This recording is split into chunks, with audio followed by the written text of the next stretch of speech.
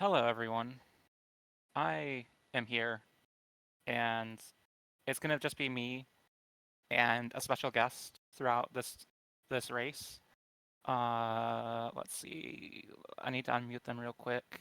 Um, Here they come. yes, I have been given special permissions to use the soundboard throughout this race. So what's going to happen is I'm the only person on tech right now, so I'm gonna focus here for a second and get the racer started and stuff. But what we have right here is we have Crisis and Mocha on 4 points each. So to set the stage a little bit, the best case scenario for making top 9 for these racers is winning, beating the median time, and then a bunch of bracketology stuff to happen where specific people finish in specific places, and then they win into the bracket on tiebreakers. So the goal for these racers today, above just doing their best and bringing down their average, is to make a win where they are better than the median time for this round, and then get 3 points for the win in this two-person race. So, with that being said, I'm going to do the countdown right now, and then we'll sort of get into things. But I'm gonna do that.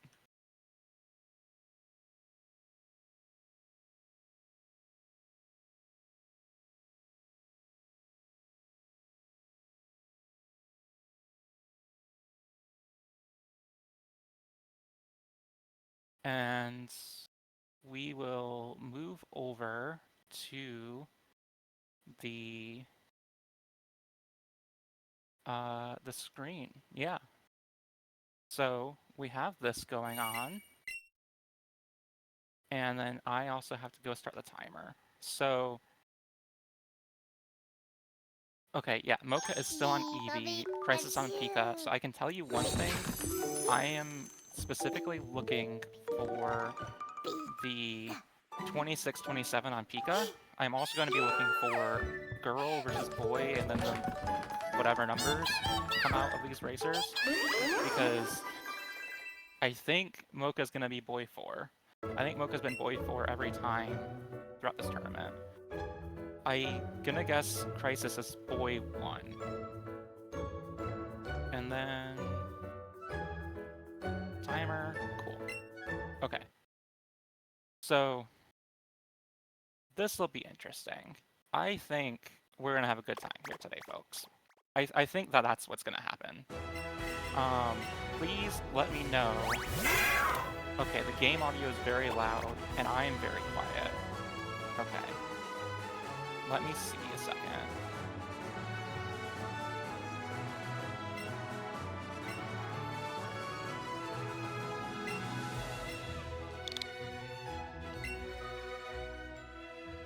Okay, I think this should be better. A little bit better of a balance between those two things. Please let me know if that is not. Because right now, I am full of... Such energy! Yeah, such energy. Okay, they're both naming their rivals 1. No, Crisis is on question mark. So this is a fun thing about Crisis. Crisis realized that different keyboards have a different starting selection of characters when you click A on the Nintendo Switch. So Crisis has done it where I think it's French, if I'm remembering correctly, has the question mark as the default character when you press A. So that's really neat. I like that. I personally use a numpad and do the period and enter. So I just roll my fingers really quickly. It's great. It's not one. Watching these options menus. Okay, Crisis is pretty clean. Mocha pretty clean. I know Mocha went girl 4 just because I said boy 4 was a prediction. I know that's what happened here.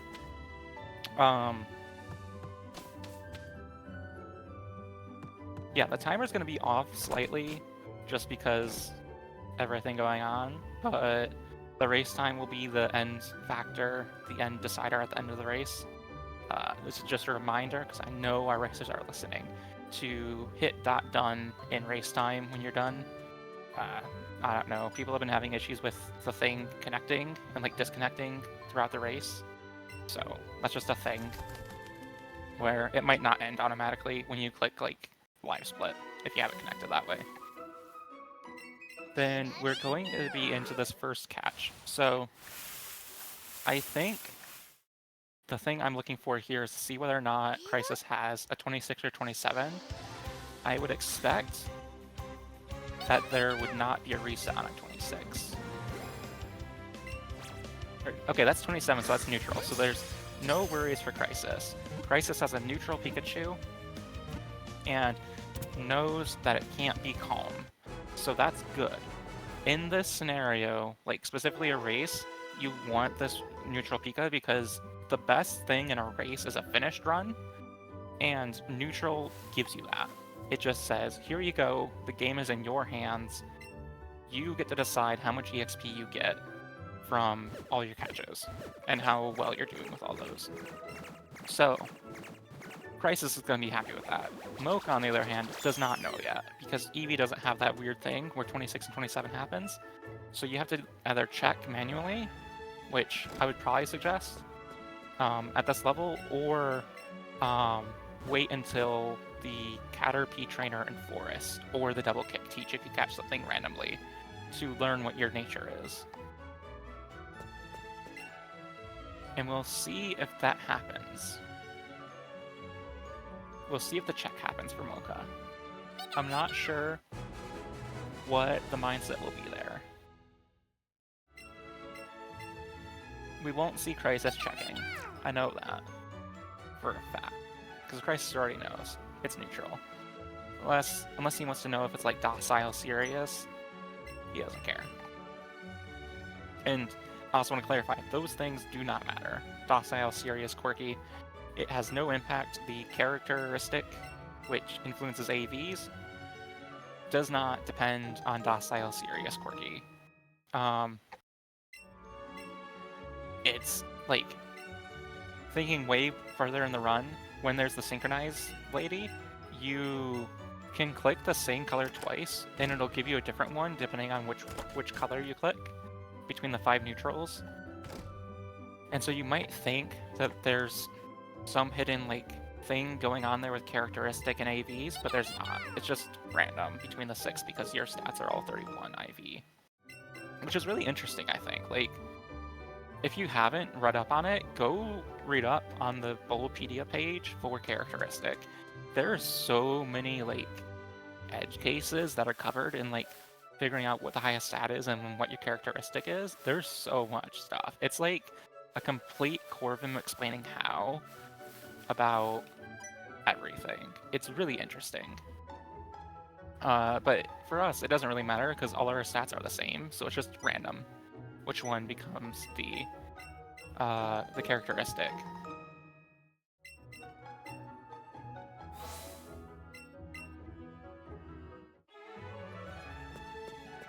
Also, since I am both tech commentary and mod today, I can do stuff. So I'm gonna do stuff. So we're gonna do our Chansey prediction now. And once someone enters Moon, it'll be over. So make sure to go put your points in. If I see less than 120,000 points in this pool, I will cry on camera right now. So make sure to put points in, please. Thank you. Yeah.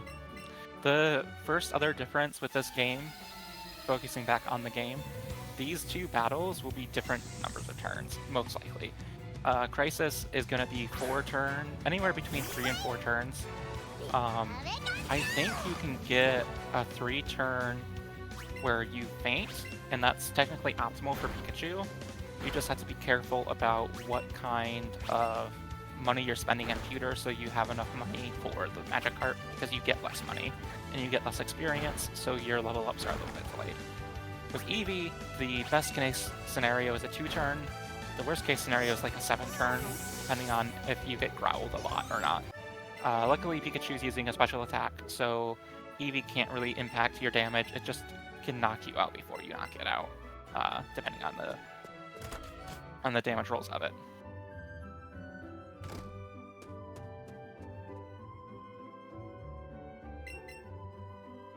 Then, okay, so we'll be seeing them going into the Route 1. I don't expect to see any catches until Forest. Crisis might get a little spicy with it and go get a bug before Forest.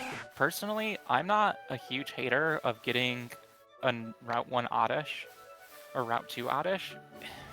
Because of the way things work in this game, there's a lot of hidden things that you can sort of abuse for making stuff safer at the sake of a couple seconds. The main thing is friendship.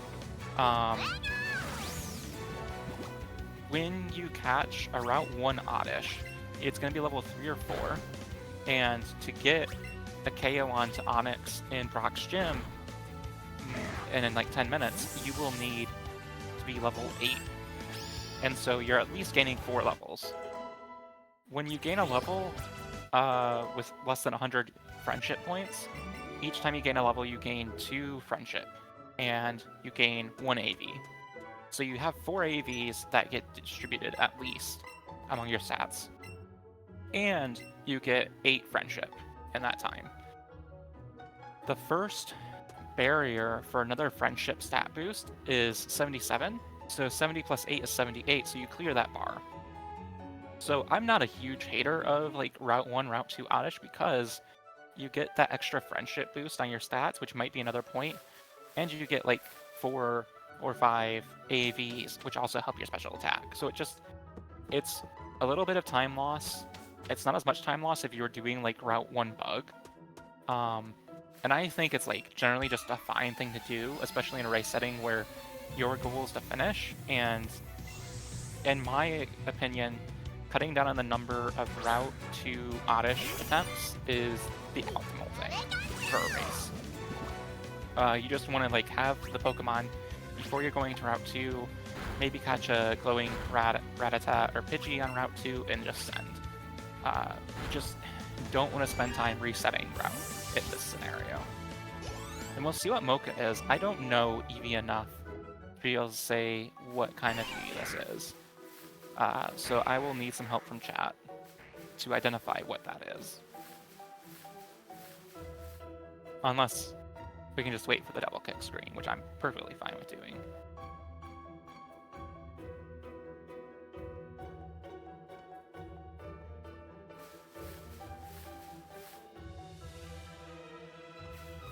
Yeah, Mocha minus attack, that makes sense. I think I saw like 12 or 13 on attack, and I was like, that's low.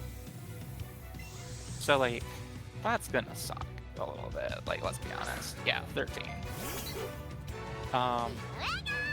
Modest, okay. Cool.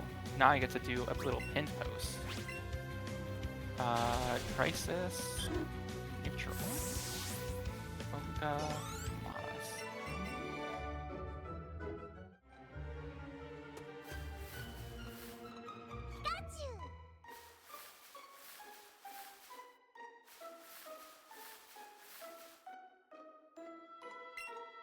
That doesn't change the that Pidgey range, right? Like, even if you're minus attack, you should be fine with that, right?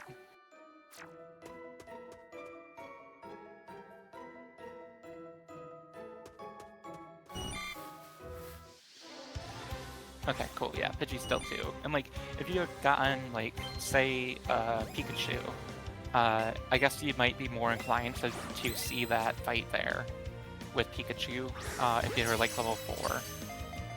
Just to get the better, like, one-shot range and you're not getting sand attacked, but like, any Eevee can get sand attacked, and that's annoying. Let's see. The other thing that will be interesting to watch here is specifically where AVs are going, because minus attack for Mocha is not necessarily like the worst thing, especially if it's a likes to thrash about Eevee. Okay, Crisis has an Oddish on the screen, which is good. So that's level 7. It's going to be after one of the 2 bugs. So we'll end up getting the second bug's experience, and then whatever he catches on Route 2. So this Oddish should be good for experience for Brock.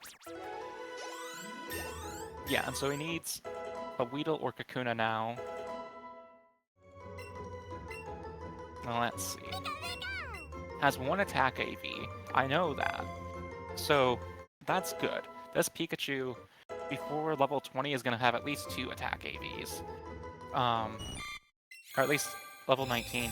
So if it gets level 16, I think this should be a pretty good range on Starmie. I think it should be guaranteed, assuming it hits level 16 for Misty, which is really likely generally. So I'm really hyped about that.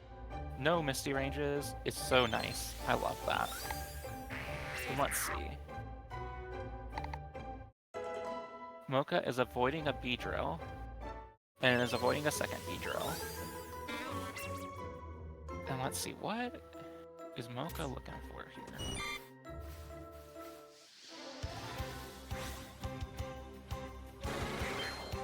Okay, also needs a Weedle still. Has a Pikachu. There we go, there's a Weedle. And Crisis is going for the Kakuna. I love this play.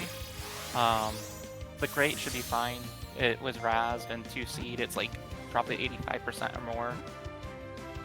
I don't think I've ever really had a Kakuna break out with anything that was Great or better.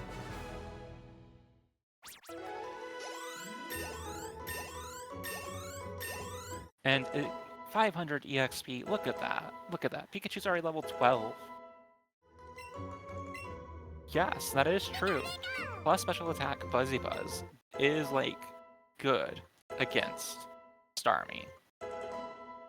Okay, what's really interesting to me is in my brain, Starmie's supposed to have, like, better special defense because it's a Psychic type. But last I checked, it has, like, equal defense and special defense, which is bizarre to me. Like, I'm gonna pull up its base stats right now. And it's 85 in defense and special defense. Like, that just seems wrong. It just doesn't compute to me that it has different stats. Right? Like, you would expect it to have higher special defense. It's a Psychic type. Yeah, it's definitely weird. Okay, Mocha's on Route 2. Got the Glowing Bellsprout, which is great. Because you do need a Grass-type to enter Brock's gym. And that's what Eevee gets to deal with, is Bellsprout. Pikachu gets Oddish, funnily enough. So, like, it just gets to switch in Oddish to first slot, use the Absorb that was buffed to 40 base power because Giga Drain doesn't exist in this game, and Oko both the Geodude and the Onix. It's so great. It's so silly. Like,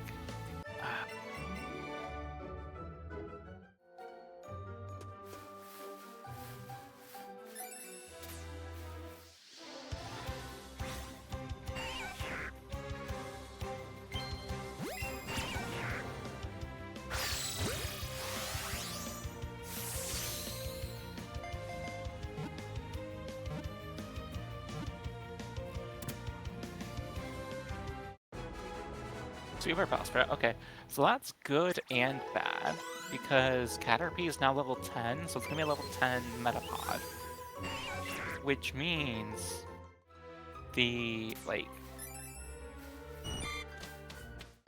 there's a higher risk of getting a glowing thing in Moon as your first thing and getting the level 13 Butterfree.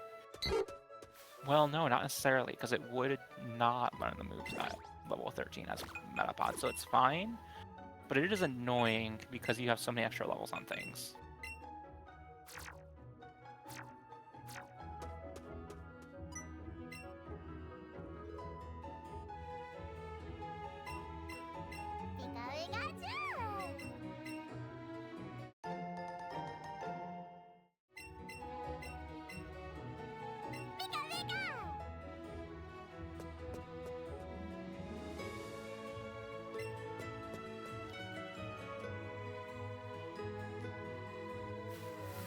Okay, so let's see. Where are they at Pokemon-wise? Okay, they're both on 7, which is really interesting The difference being that Mocha is able to have the Pikachu bonus catch, but Crisis has Butterfree already.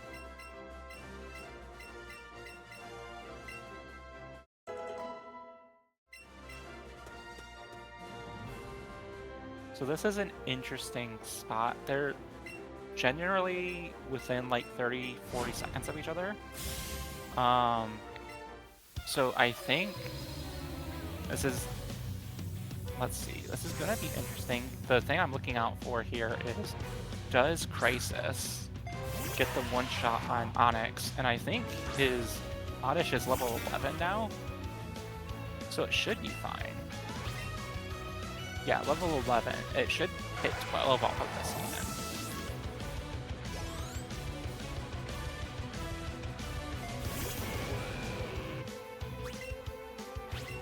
And Onyx. Oh my gosh, Onyx. Let's see. It went down as soon as it came out! It's gone. This Oddish just obliterated that Onyx. It's so great. Like, look at that. That Onyx stood no chance against that Oddish. Just, Pika Runners have it so good. Meanwhile, Mocha is having to 2C. Because minus attack, I think this is how it works. Because the EV is not level 12 or 13, he is going to have to like double kick and Vine Whip on the Geodude to KO it. And then we'll have to maybe double kick. Okay, cool, that is a one turn. Then maybe Tail Whip, Vine Whip, double kick, Vine Whip. I'm not sure of the order of operations on Onyx specifically. But because of that minus attack, is having to change strategies here to make sure that things are all good. Yeah, Tail Whip, Vine Whip, and I think Vine Whip is 100% accuracy in this game. I think it's always been 100% accuracy, but like Razor Leaf is weird. It's 95, so those are always confusing to me. We'll see. Okay, Crisis is buying X defense, so is setting himself up for the 1C fight way later against Giovanni.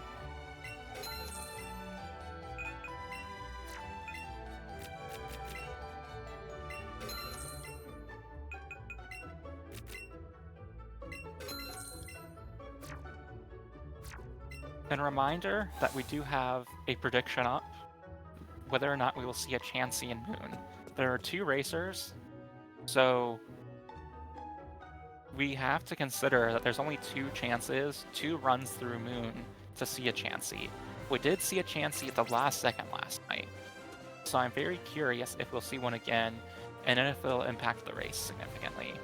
Because that early EXP, so crucial in these races. Okay, Crisis getting a Mankey. This is very good. Whenever I get a Mankey or Sandshrew before Moon, I'm so happy. Like, I feel like a very proud parent, to be honest. Like, I just feel like everything's going well in my life when I get that extra bonus Pokemon before Moon, and then the door's not even closed on the other one, because it can still show up. Like, I'm gonna be catch chained before Moon, but then after Moon, the other one has a 10% chance to just show up in one of the 4 slots that show up as you're walking through.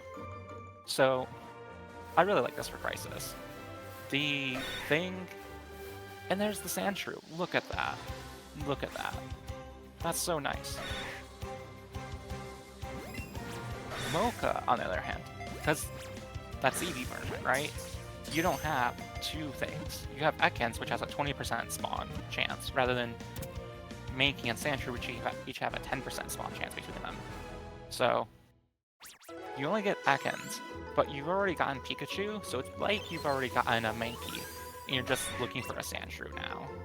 The differences in catches I'm not too comfortable with, because I've never played Eevee, but I think it's like generally like a similar cycle to Sandshrew, so it's like not that bad.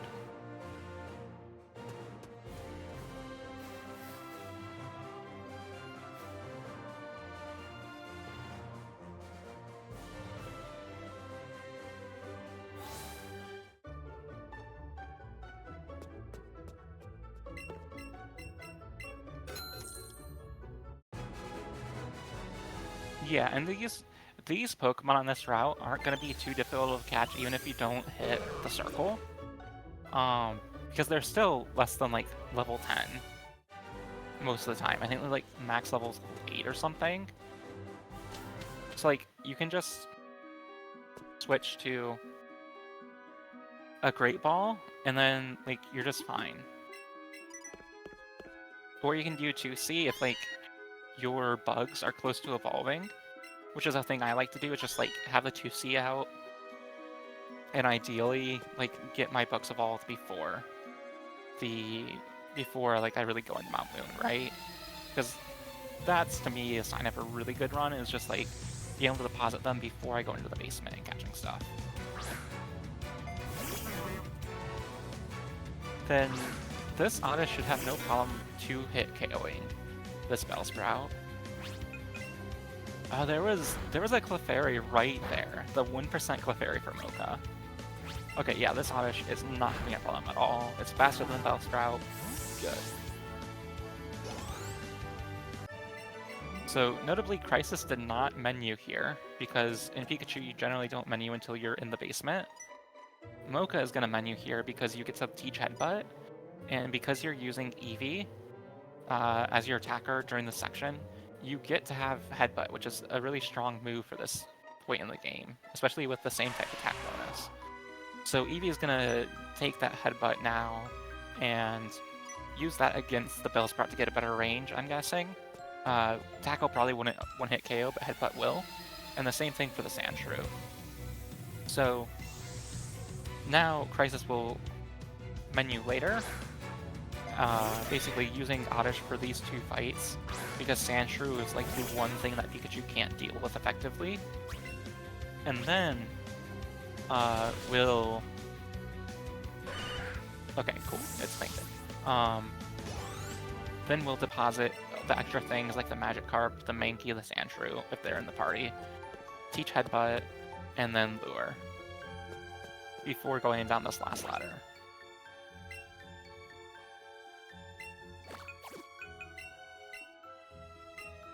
Yep, just has to evolve a Kakuna still. Did Crisis get... Yes, did get a Weedle. Okay, that's good. 32 at 13 is, I think, still like... Oh, there's a Chansey. Mocha's going for it. Chansey!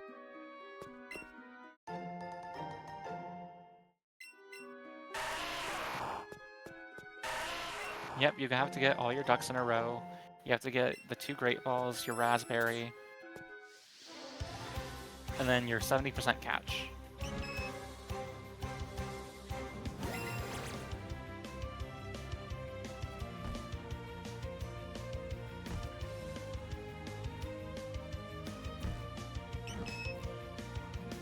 Okay, it's in. I don't think that was a circle, but that should still be fine experience, like 900 or something. 530, okay, that's fine. That's more than enough. Mocha can leave Moon without any other catches and have a fine Eevee. But that'll help a lot with the, like, padding out the minus attack. Having that Eevee already level 14. Yeah, 53% catch. Like, easy. That's the easiest catch I've ever seen in my life, to be honest.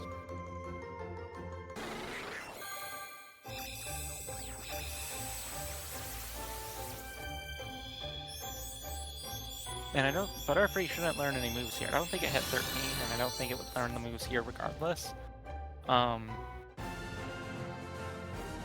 We'll see if Crisis gets the second Moonstone. I'm not sure if he was able to check yet, but should have been on time for that.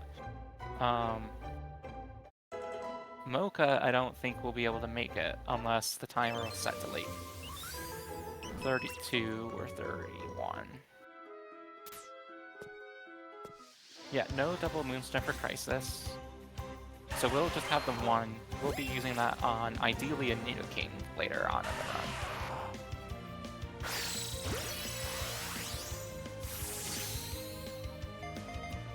And it's just bats.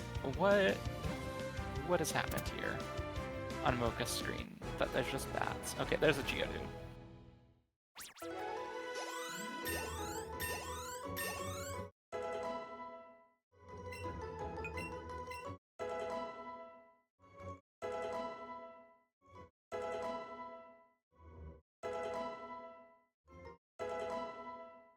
Another super. Oh my goodness. That Clefairy is level 14. Folks, at home, I don't know if you know this, but ideally you don't want Clefairy to earn any levels at all. But it learns a move at level 12. 14 is just time loss. That's just all it is. It's really annoying. Like, every Pokemon that you catch at level 11 here in Moon learns a move at 12. And it's the most annoying thing. Like, when you are first learning this game, your instinct is to say, oh, I don't want anything learning an extra move. So you deposit, like, every catch before it hits level 12. And then there's a point where you realize that depositing so many times is taking you a lot of time, and it's wasting a lot of time. Crisis has to run into the Sonics. There's no getting around it. There's no repels in Mount Moon. You're gonna run into it, you're gonna run away, you're gonna be fine with that. Just get out of here.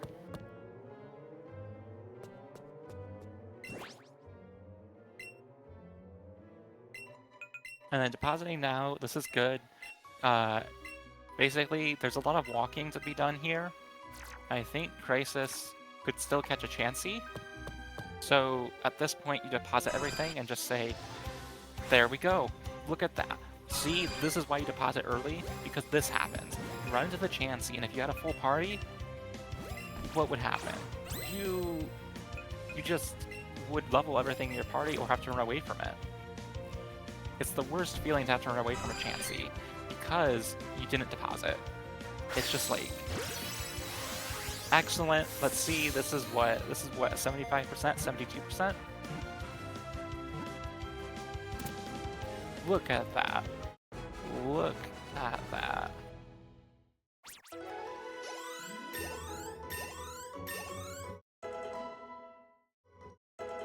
Look Chansey? Chansey? Chansey? Chansey, right? Do you understand, people? Chansey. That is the name of the game today.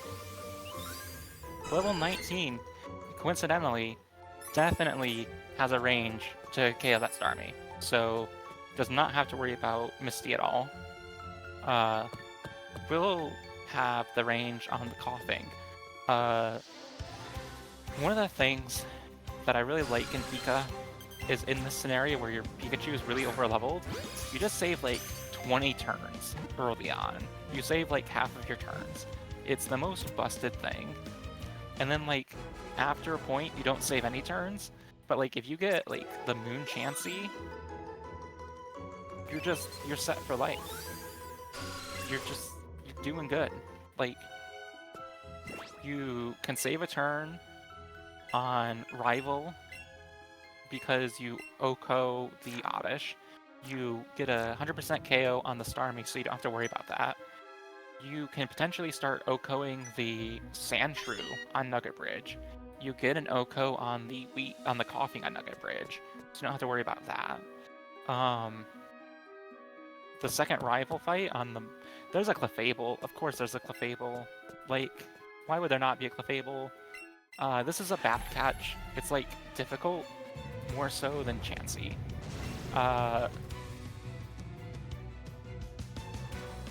These are the last two Great Balls.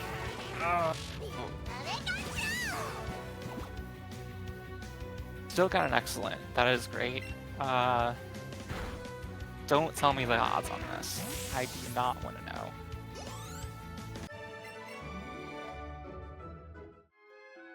Yeah. This is the correct play. Run away. Go get your 3 Great Balls from Route 4. Then just take your Route 6 slow. Get the catches you need. And then go buy more Great Balls. Nothing wrong with that play. Don't hate it. I think that's the correct choice, rather than trying to like sunk cost fallacy your way into a catch that's worth 300 EXP.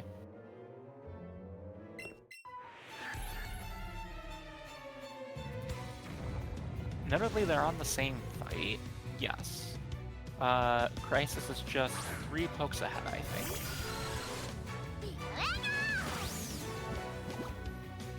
Yes, 16 versus 13.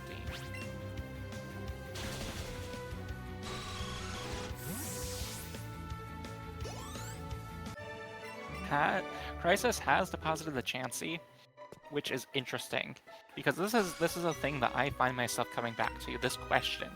Like, when I'm running this game, I have a question for myself of what is the correct thing to do.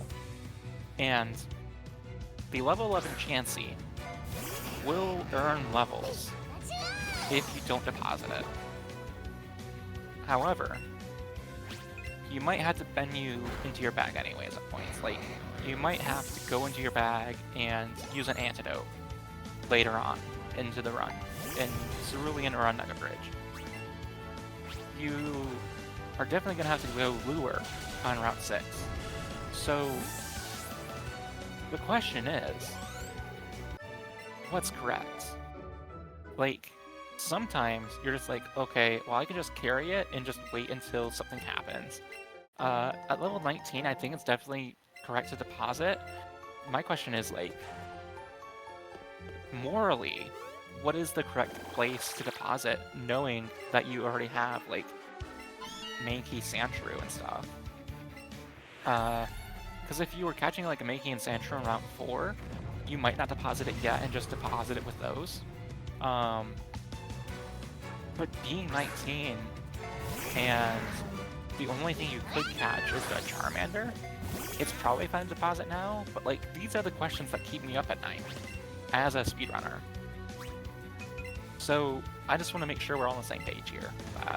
I think this is a moral question, and a question you should be asking yourself, ethically, going through these runs of what is the correct thing for me to do to best represent these Pokemon and their voices, and get them home safely in the box, where they will eventually be deleted, because we're going to reset over the save file. But yeah, that's just my thoughts. Definitely is a pain keeping it through Bridge, but sometimes it's just like, Pika's less likely to heal her Bridge. I don't know if I agree with that. I feel like every other run, it's like I'm not ethering, I'm antidoting twice on Bridge. I'm potioning after Misty. Like, I feel like there's a lot of times where, like, I'm constantly healing on Bridge.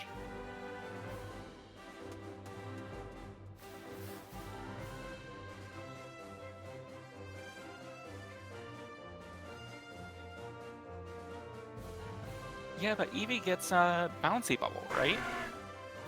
Eevee is healing all the time.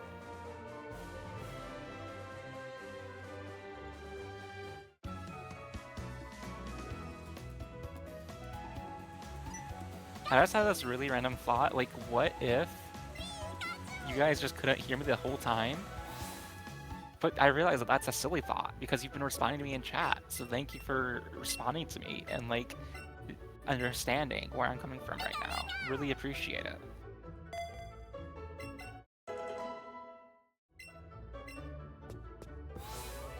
Pika only teaching one move, Zippy Zap. Here, it's the best move in the game, except for Thunderbolt.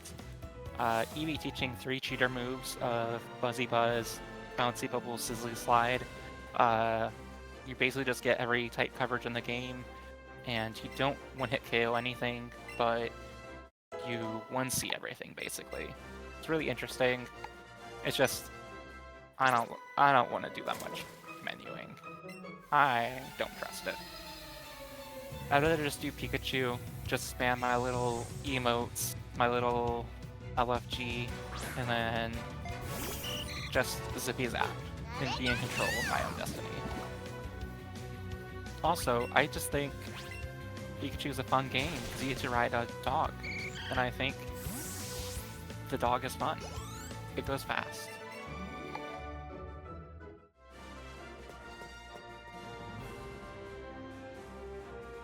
Crisis is not level 20 yet, It is not plus attack, so can't do really funny things. There's a like 50 something attack range where if you're 50 something attack, you can just double Zippy Zap on Misty at level 20, and it's really funny, but I've never seen it. I've never seen it once done. It like requires a very specific Pikachu, and then it requires Chansey and maybe Clefable or Clefairy to be glowing in Wumbo. So like, I've never seen that, and I don't think I will see it this tournament.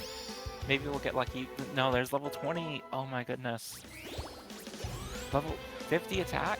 I need to check my notes. I need to check it.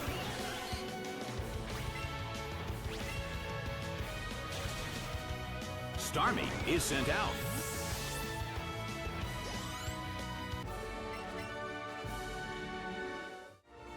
Okay, you have to be 59 attack for 100% KO on Starmie with Zippy Zap at level 20. That is a ludicrous amount. That is 9 points more than where Crisis is at right now. So it means you have to have like a plus nature, and then just a ridiculous amount of AVs to get to there. It's not reasonable, but it could happen. Okay, I need an EV runner to tell me how good these EV stats are. I saw 42 special attack, I think, at level 17. I don't know what that means. I know it's modest. The announcer's pronouns does not have any pronouns, just is the announcer. Okay, yeah, 42 is good. It's modest. Should be fine, I think, for all the ranges later in the game then. I'm really interested to see here if Crisis can get one-hit KO on this Oddish with Headbutt. When I'm this level as Pikachu, I am just going to click Headbutt and just either flinch. Okay, no, it's the worst fight because now it's gonna potion. But that was so close. Look at that. That was so close. So now Crisis is gonna have to heal, right? This is what I'm talking about with the positing thing. You're gonna have to heal at some point. It's just gonna happen. Like, the odds are against you as a Pika runner.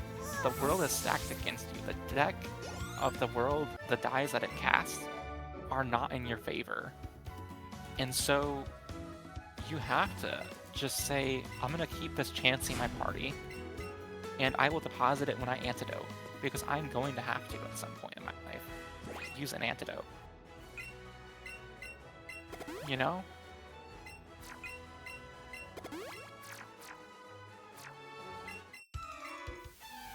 You know.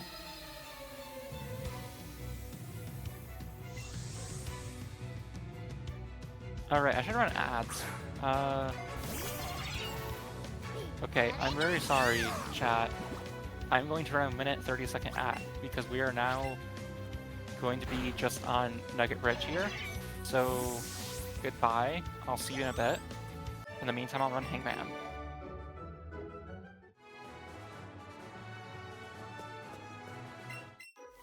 Okay, let's see. What is this word? It's an ability.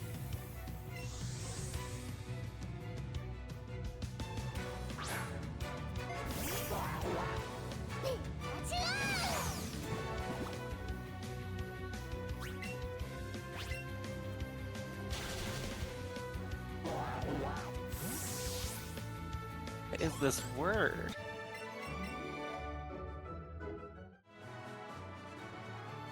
What? That's not a word.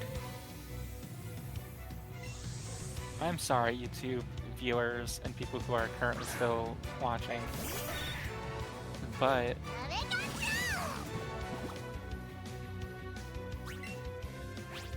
this word is not a word. What is that? Regenerator. Okay, that's a word. That's an Amoonguss. That's a Tangela. That's a Tangrowth. Meanwhile, Crisis is just going along Nugget Bridge. Mocha's going along Nugget Bridge. We're just doing it. They're all one-turn fights, except for maybe one. Yeah, there's not much to say here. main thing is after Nugget Bridge, we're going to be looking out for a Squirtle. Fan favorite rare spawn on Route 25, I think is the right route.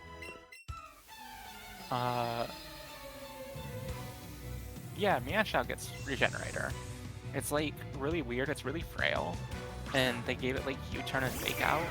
So it's just like, they're like, oh, you can just fake out, click U-turn, and then you get your health back. And then it's like, then doesn't actually do any damage. And then the thing that comes in takes damage, and then you just lose over time because you're not like dealing enough damage to things.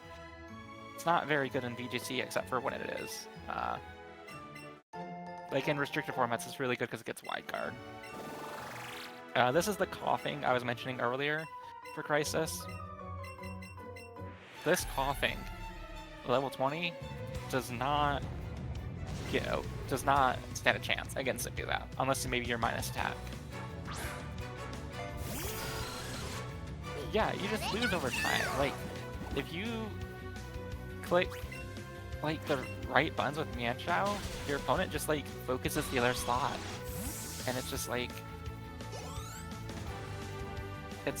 I've won a Premier Challenge with Mienshao with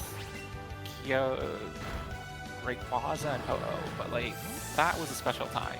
That was not my team, and it was an 8-person event. Crisis already learning Thunderbolt. Oh my goodness.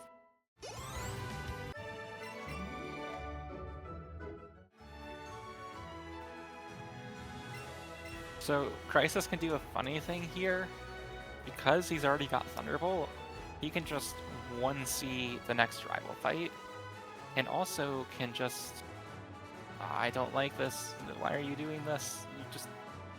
Your time lost. You're neutral already. The Nox skip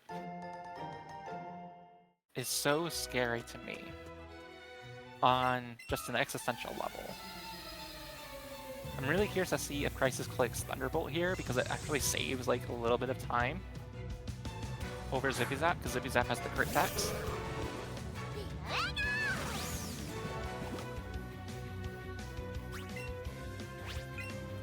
Yes, does click Thunderbolt, does save those extra 2 text boxes. That's my go. That's my go.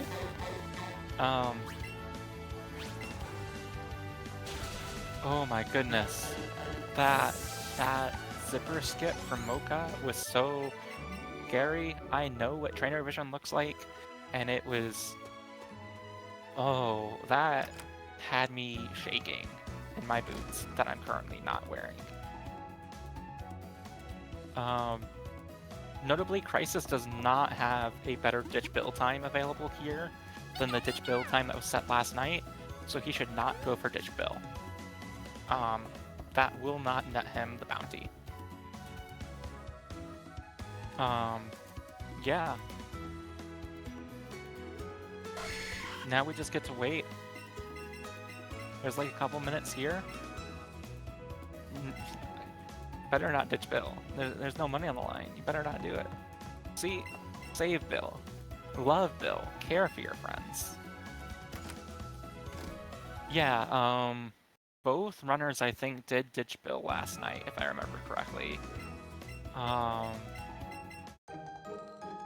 Iron was the person who did it first. Then Trubs ditched Bill, and got kicked by Koga, and went and got Teeth after getting kicked by Koga, during the C-Skim portion. So, like, instead of going directly to C-Skim, I think he, like, went down to the gym, and got kicked, went and got the gold teeth, and then went up to get C-Skim and flew from there. Also had Gyarados as the 2C partner in the Elite Four. So that was a thing that happened.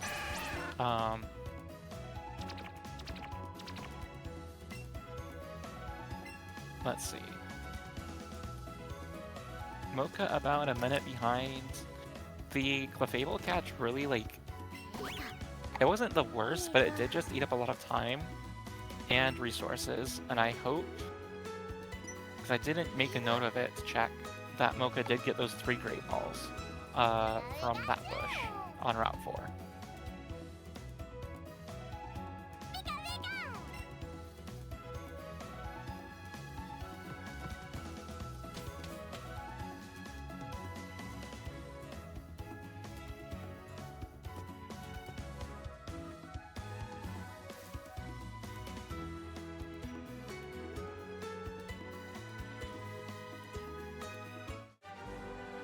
Oh, there's Great Balls there, too? Interesting.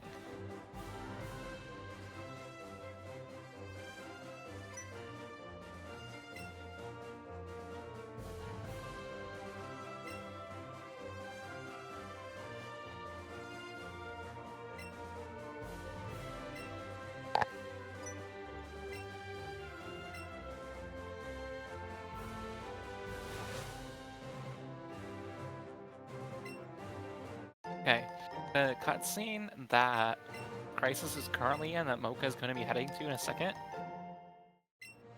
A lot of people seem to think that it's like a kiss between the rival and the player character, and I think those people are factually wrong. I think what's happening in that cutscene is the rival is saying, like, oh, you got something behind your ear, and is like doing the grandpa thing where they pull a silver dollar out of your ear, but it's really been in their hand the whole time. I think that's what's happening there. And I don't think they're kissing. I think it's just, this kid just learned a magic trick and is trying to, like, do a funny thing, and there's a revive, and it's just like, oh, you got a revive in your hair. And it's like, how would a revive have gotten into my hair? I haven't touched a revive yet. I'm not walking through cobwebs. I am just living my best life. There should be no revives in my hair. It's definitely like the magic trick thing. The fade out is because they didn't want to animate the rival reaching up behind your ear. And look at that. There's an early puppy for Crisis. The best magic trick of all. It's level 17. It's a great throw.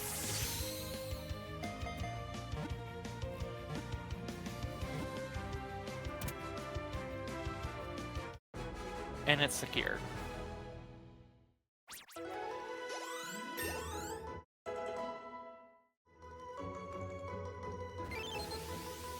It's definitely magic. Like, no, this great magician definitely did reveal the tricks. I know the tricks. 100%. Trace went and told me this is what I'm doing in my dreams. Have I dreamed about this game? Yes, I have dreamt about this game. I had a dream last week where, like, my brain was like, oh, there's a new mount skip set up. And then, like, I remember distinctly in my head, there was, like, a specific setup near Dawson, and I was like, then I woke up and then I looked at the actual map, and it's like, that's not what it looks like at all. This doesn't work, actually. And it was, like, the saddest I've ever been waking up from a dream, because I was like, oh, we could, like, sequence break in a way that we weren't doing before. But it wasn't real. It was so sad.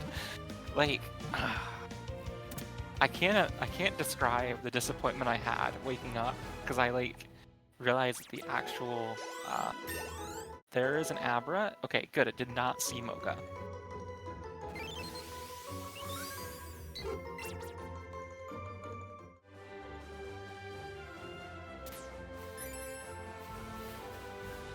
Okay, Crisis lining up for the skip.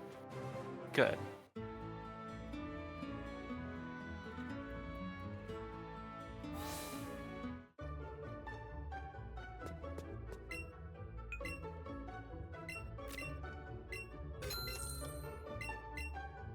I don't think Crisis's lure has run out yet, which would explain that, like, interesting motion that happened before the shop.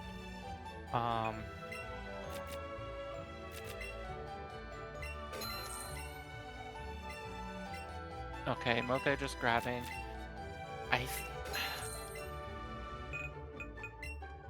On the last Great Ball, so has to just be careful here. Okay, good. That should be a fine catch.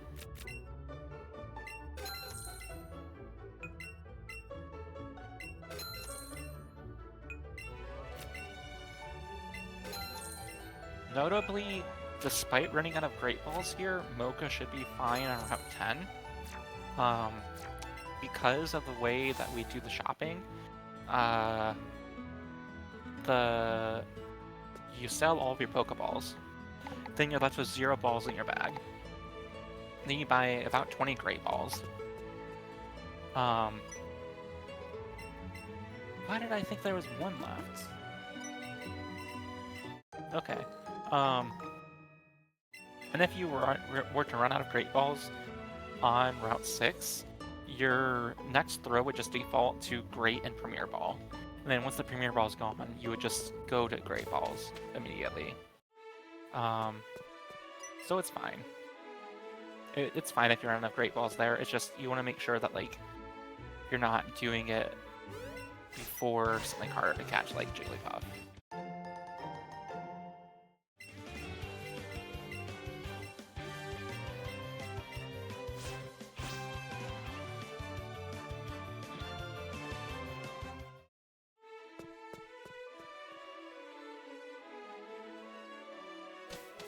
Notably here, Crisis will not have to send out a Growlithe, will not have to send out Kadabra, will only have to send out 1 thing on this next fight.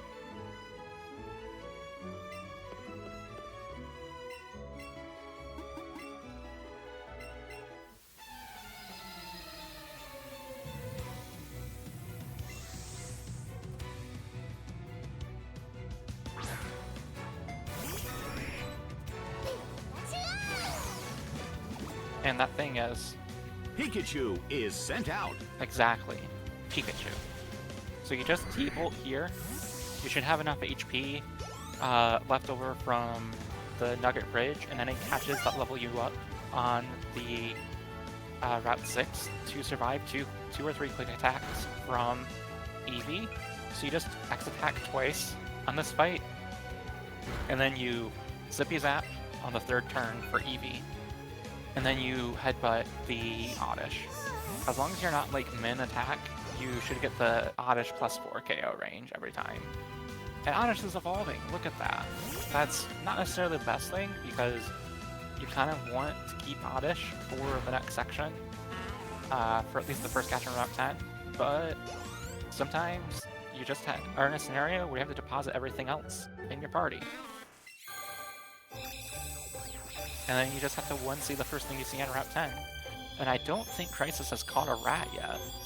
So could just catch a Rattata on Route 10 as the first thing with 1C and just be fine with it.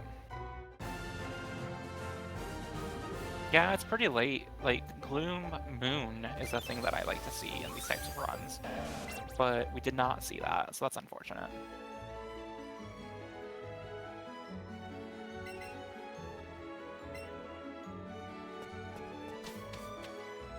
Mocha had a really long, no, we cannot get Headbob's audio. Headbob is not in the call, and is not streaming right now to the servers, so that's not a thing we can have. And thank you, Etchy, for asking, though.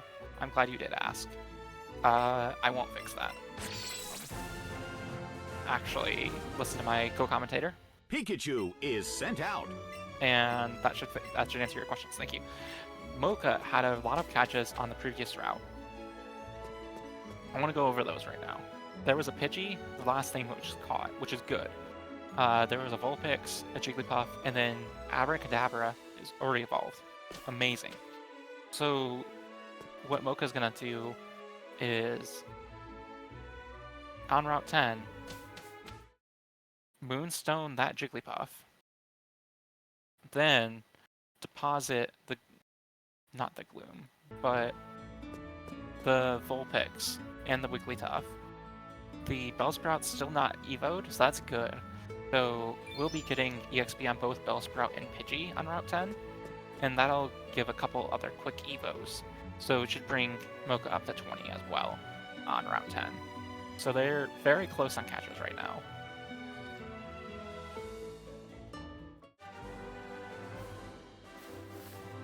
Oh no, did...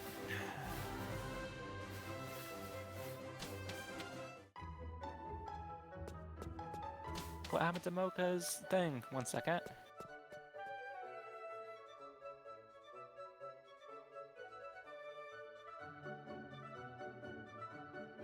Okay, there we go. Sorry, it just stopped all of a sudden. But Mocha will be in a good spot for catches. It's not like there's anything behind right now. Got a lot of extra catches. I think the only thing that was missed was Ekans, which is not that big of a deal.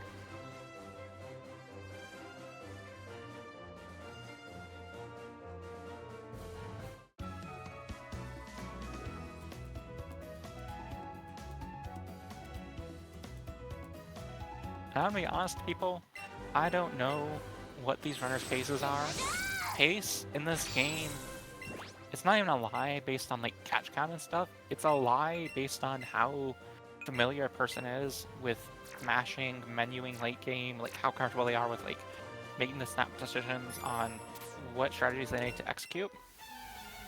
So pace does not exist in this game in races.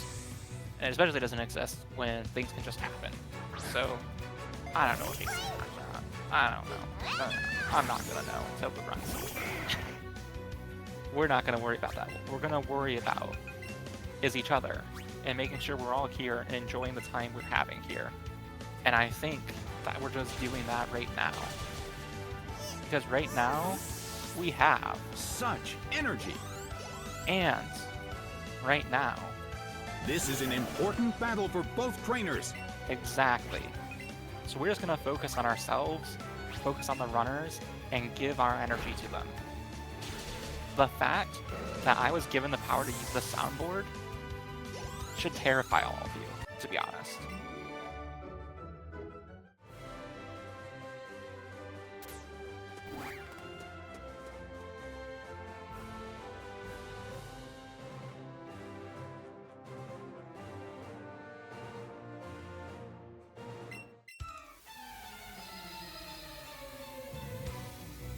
I remember, like, okay.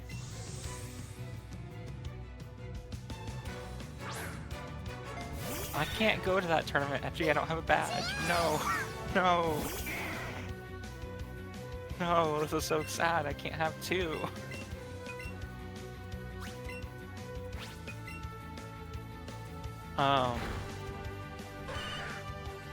Okay, Crisis gets... With a level 17 Crowlith, got the Sandshrew KO with +2 Flamethrower, which is great. You love to see that. You love to not get ratioed on this trainer. Then this should just be a one-hit KO, or one-turn KO, yeah. Easy.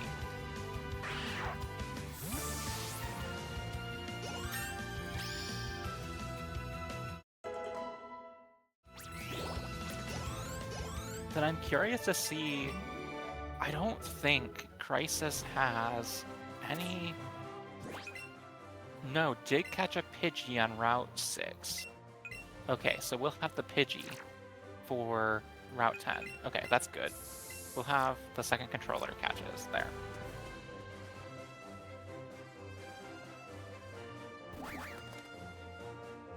That is a weird position for that Picnicker to be in, but, you know, did not get hit, so that's good.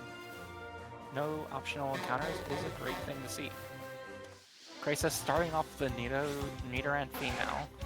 Not the optimal solution for Pikachu, but if it's the first thing you catch, it's honestly fine. Like, you lose like 3 turns, I think, over the run, but you have a much better crunch one-hit KO on a Hypno, so you save a 2-mon turn back.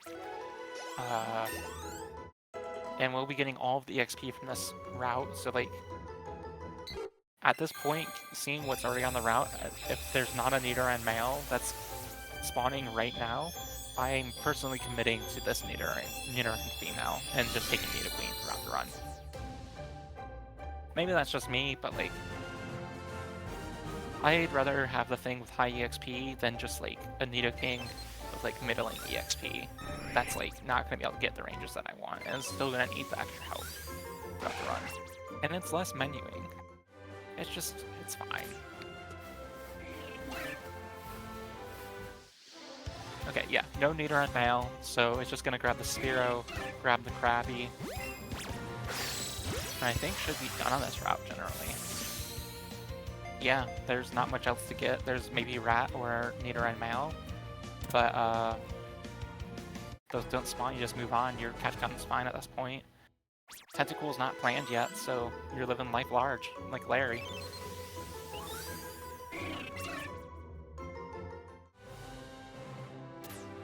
Pat, you don't have to look it up. I have the link for you, right here. Feel free, just click that link and go do your thing. There's also a Pokemon Stadium soundboard that is out there. That's not the one I'm using, but it's out there.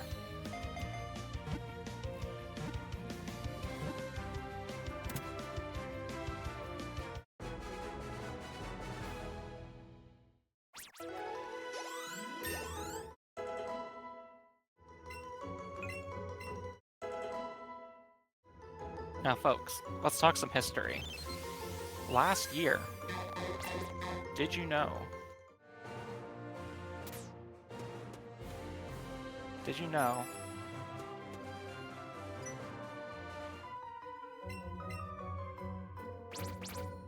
Wait, never mind. I forgot what I was gonna say. Okay, never mind.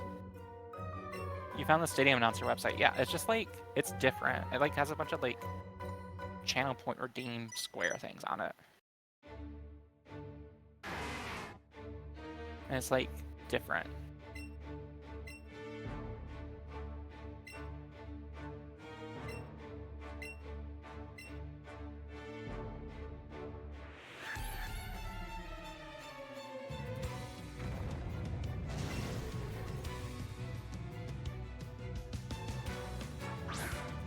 It's built different than the PPR one, you know?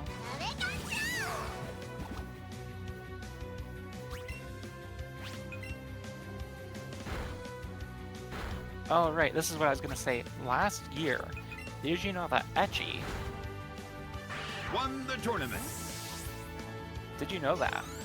And that this year, he's on the barrier of relegation and not gonna make top 9. I just thought that would be a fun fact to share.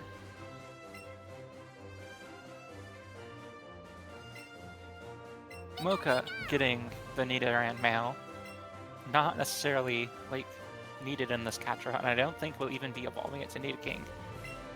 Yeah, there's no double Moonstone, Jigglypuff's already been evolved, so this Nidoran Male will just evolve into Nidorino and just be fine with that. Crisis getting the instant Rhyhorn, not even that big of a deal for Pikachu, but gets it anyways, because it's just built different like that.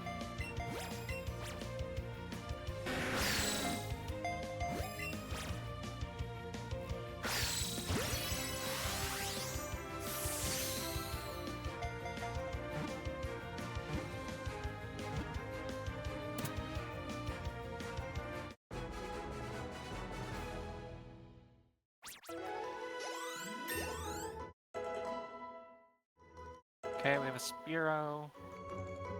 Mocha's still going to be looking for Nidoran female.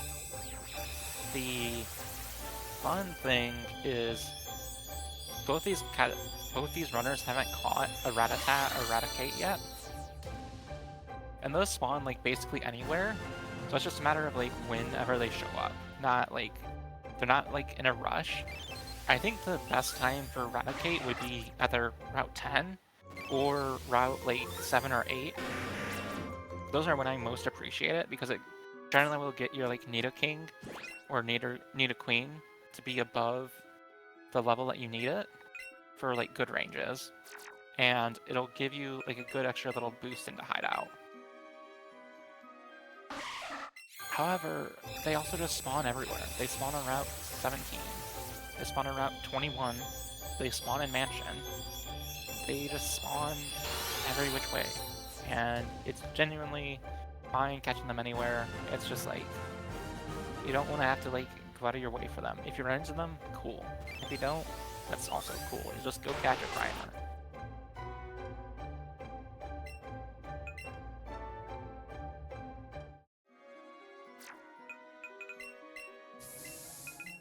Crisis, Repel, Luring again, just to get rid of the Onyx that was on the screen. Kind of an annoying thing to run into for a second time in the run, but that's why you have the Repel. You can just get rid of it. Just say goodbye.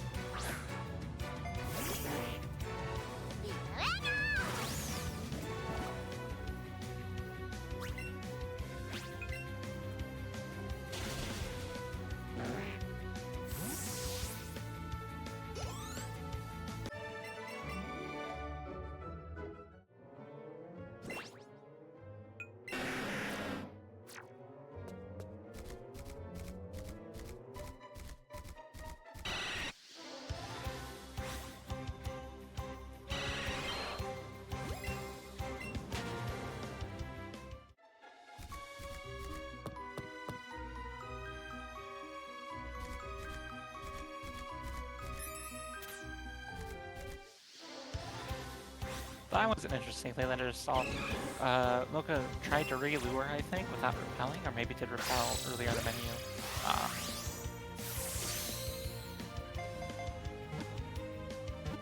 My screen is not too large. Let me fix that.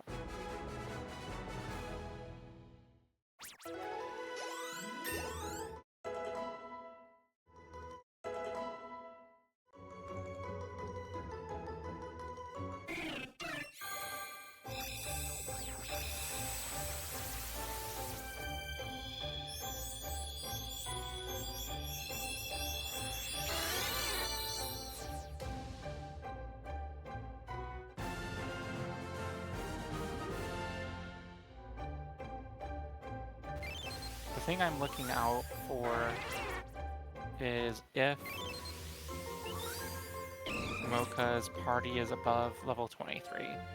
Because if those catches weren't lured, then that would explain why that Bellsprout was not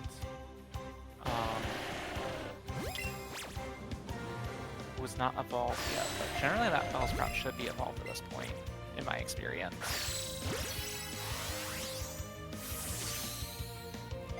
So maybe he did just... Oh, okay, Joy-Con. Okay.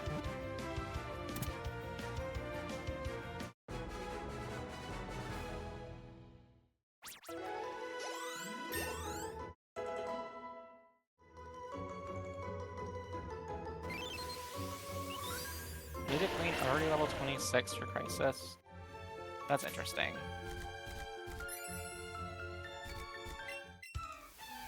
Might still need it. No, because Crisis got a Zubat and Moon. Mocha still has Zubat available as a catch and to evolve into Golbat, so that's nice. I'm really partial to like keeping Zubat for this time of the game, because it's like it gets a bad rap because it learns 2 moves, but do you know it learns 2 moves and takes 4 levels to evolve rather than 1? Cubone. And you know, I'm not that big of a Cubone fan, I'm sorry to say. So like, Zubat's better than that, and that's good.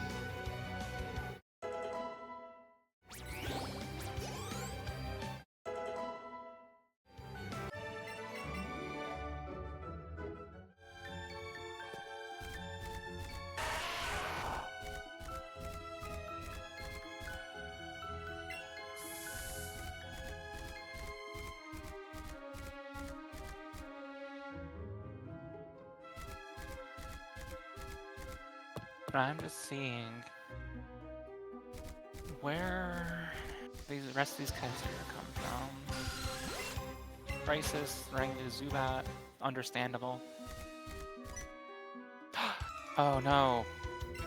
So the spinner should have spun at that point if Crisis had not run into that Zubat.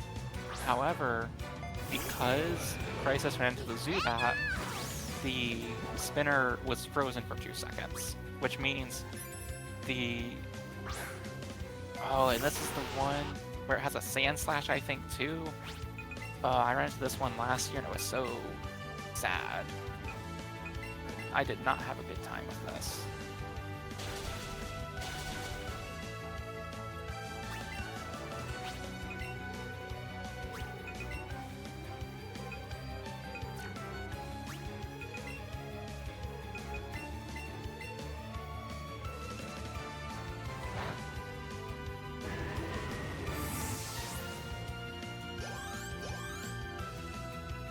For Eevee, this specific trainer is not that big of a deal because you just have Bouncy Bubble, but for Pikachu it's a really big deal because this thing has Dig.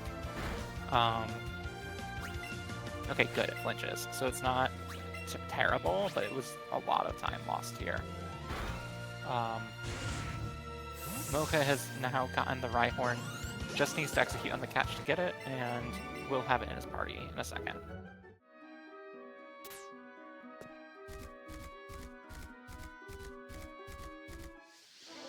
Crisis saw something, and now has a Cubone on screen, that's good. Notably, Mocha has the Rhyhorn here. The Rhyhorn is very important for Eevee version, because Pikachu version gets the Growlithe, and later on, you just use the Growlithe as death fodder in a fight, and then it remains painted, and you evolve it and ride it for like 2 minutes. Whereas in Eevee, you don't have Growlithe, and you can't ride Ninetales, so that strategy's out of the window. So in order to have a ride for the majority of the mid-game, you need to catch Rhyhorn, which is slow, but it's better than walking. So that's nice to see that Mocha is able to have that already.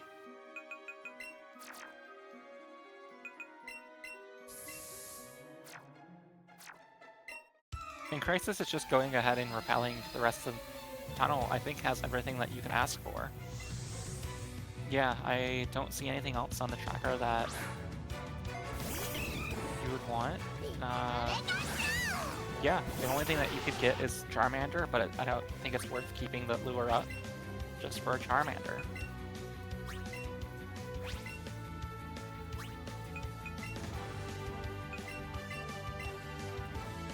We'll have to be careful with the X attack usages, because there was an extra one used in the previous fight, the optional.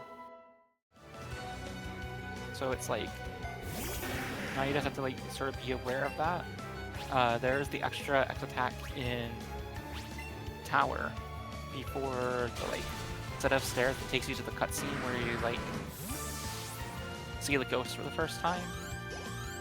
So if ever worried about that, you can just go grab that set of that extra X attack, and you'll be fine for the Dodrio fight on blue.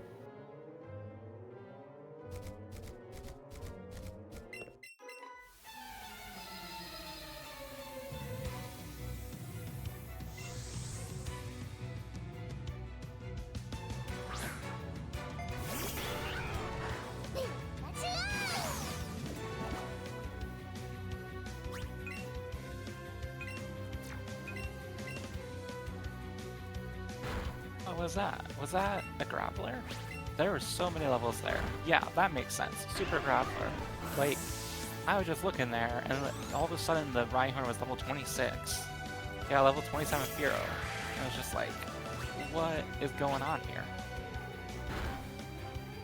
I look away and I talk about myself for 5 seconds, and I miss the crucial Super Grappler.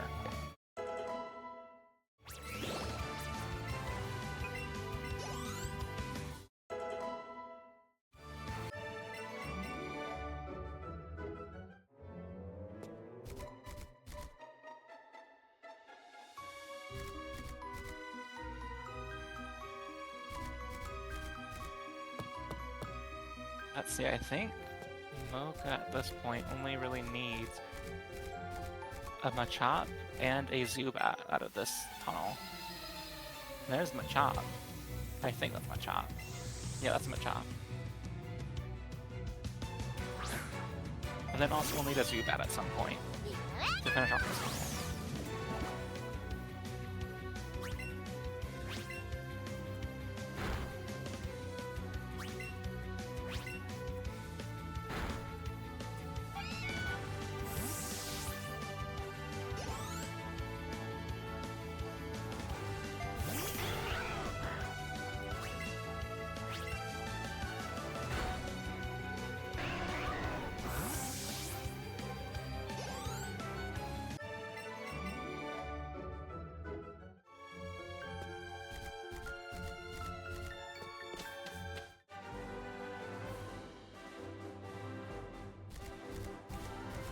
31 talent except for Crisis is pretty fine. I think has a lot of stuff in Party to Evolve still. Has a good catch route to finish off the game. Tentacle is still not planned, so everything's going well on that end. Mocha's on 54 planned without Tentacle, so assuming that the Zubat happens, that should just be a fine end game. There's no like Pidgeotto or Pidgeot stuff planned for either player. So the end catches should not be a problem. It's just a matter of do the things spawn, like the Pony, the Staryu, those things. Yeah, I don't see really anything at this point that would indicate that these runners are not going to finish their runs, which is nice. You like seeing like a good, robust route at this point in the game.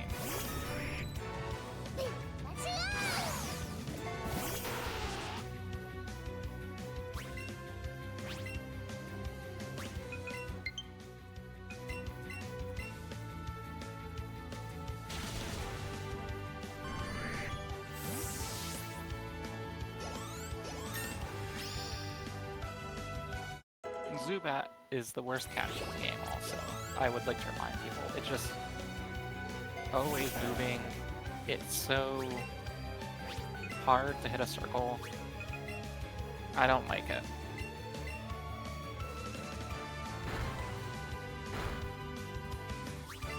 I don't think that should be heal range for the Gloom.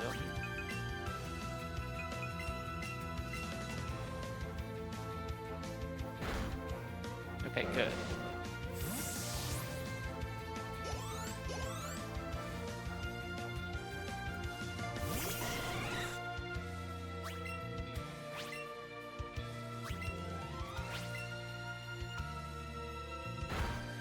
Yeah, Mocha's with catches now, so drops the lure.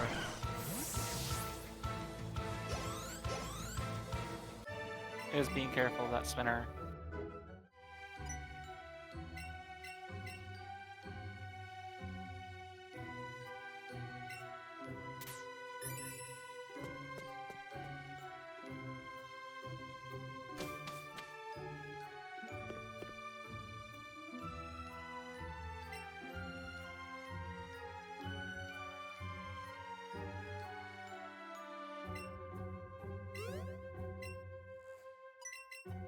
Really interesting fight. Bouncy Bubble should clean up the Machop. Yep. The Modest really putting in work there. I don't know if that's generally a range, but like with Modest attack, I'd be concerned. And then Bouncy Bubble just the Rhyhorn, and you get most of your HP back here.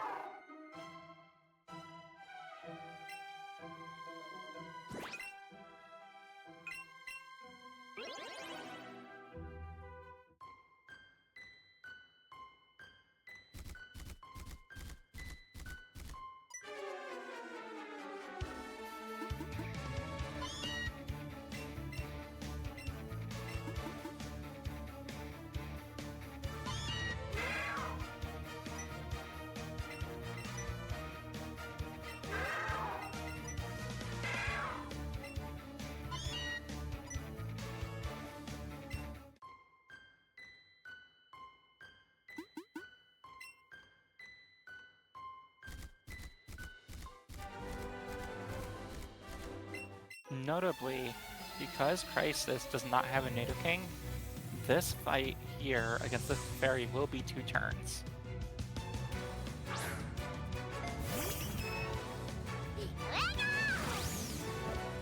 And notably, Freeze Dry is not in this game.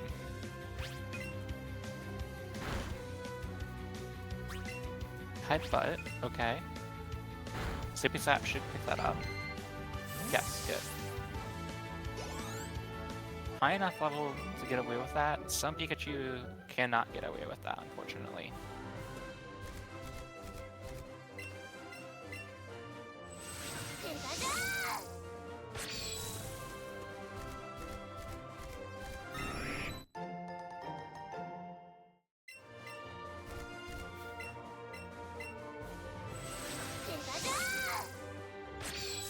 Is picking up the Firestone. If you were to have not gotten Rhyhorn, at this point, when you pick up the Firestone, you would menu mark Growlithe as a ride, evolve it, and then you would go ride Arcanine throughout the rest of the game until you get a Ponyta, and then you would use different strategies on the J&J fights. Well, you just use a different strategy on one J&J fight. No, you wouldn't use them both because you wouldn't have Rhyhorn to use on the Rhyhorn plus Nido fight.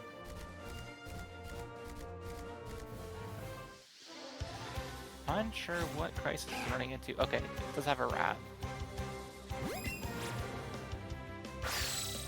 So Rhyhorn being missed for Pika is not like a big deal on the ride aspect.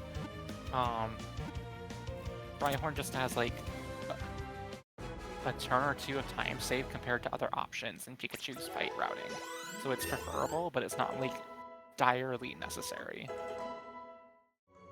But there's backups, right? Like, it's not like you're gonna not finish the run. Whereas in Eevee, like, you can use Rhyhorn for some stuff, and it's also not dire, but like the main thing is the movement speed.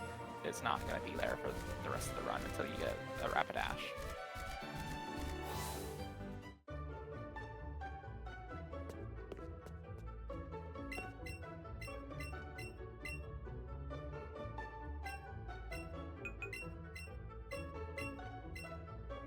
Okay, good. Crisis is selecting Modest Nature here.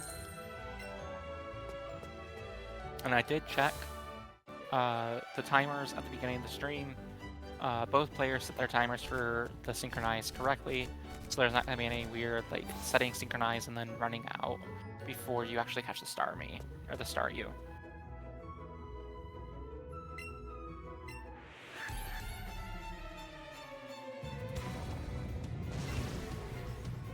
This is also, like, because I know Pika, this is the place where there's a lot of variance between, like, Nidoking and Nidoking strats.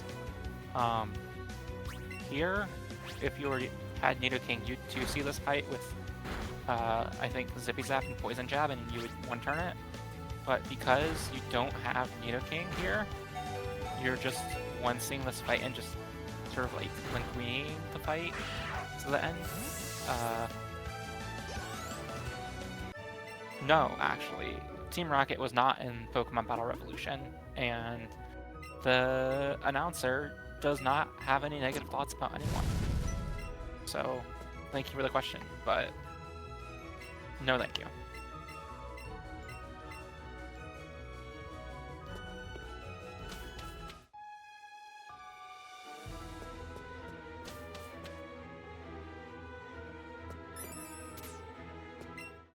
Yep.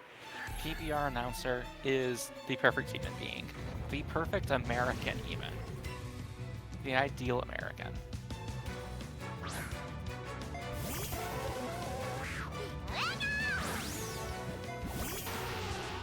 So this is also another interesting thing about the Nidoqueen strats. You can just X-attack your Nidoqueen, click Crunch, and you might just OHKO the Hypno. And it does. It's great. It's like, with Nidoking, you need such high attack, and you need to be like level 28, generally, to get that range with Poison Jab. Or you need Pikachu to just be like adamant and like 10 attack AVs at level 28. Or you can just have Nidoqueen and just click Crunch, and it's super effective and it does a lot more damage. You just need like middling attack to pull it off. It's great. Crisis is going the wrong way. Definitely have done that before myself. It's understandable. I always think I'm like in the other maze, and then I end up just like doing that and losing 10 seconds. It's just a thing.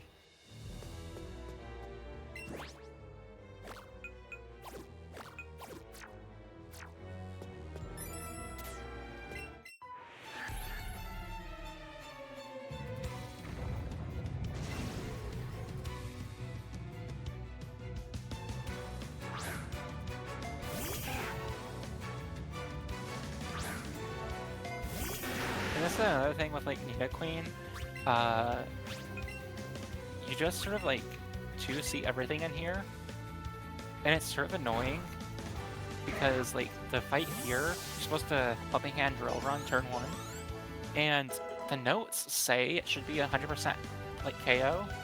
I missed that KO like a couple weeks ago. It's not 100%. There are like Rhyhorn that can miss it. But, yeah, okay, cool. He's gonna click Drill Run and then just heal something. Yeah, healing Pikachu, because that needs it.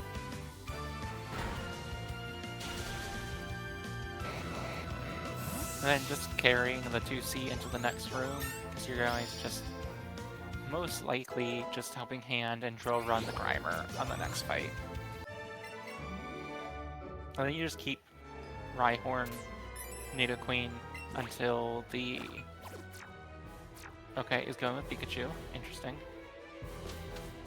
That's... Okay, I want to talk about something, and I hope Edgy's still here to hear this.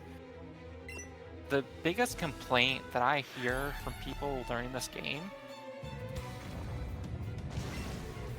is that the hideout section is confusing as to like what Pokemon should be in your party with. Like most of the sections of the notes are really flowcharty and are good of like saying this, this, and this. But in this section it's like, oh, here's 4 different strategies, like here's different combinations of Pokemon that can do things and what they can do.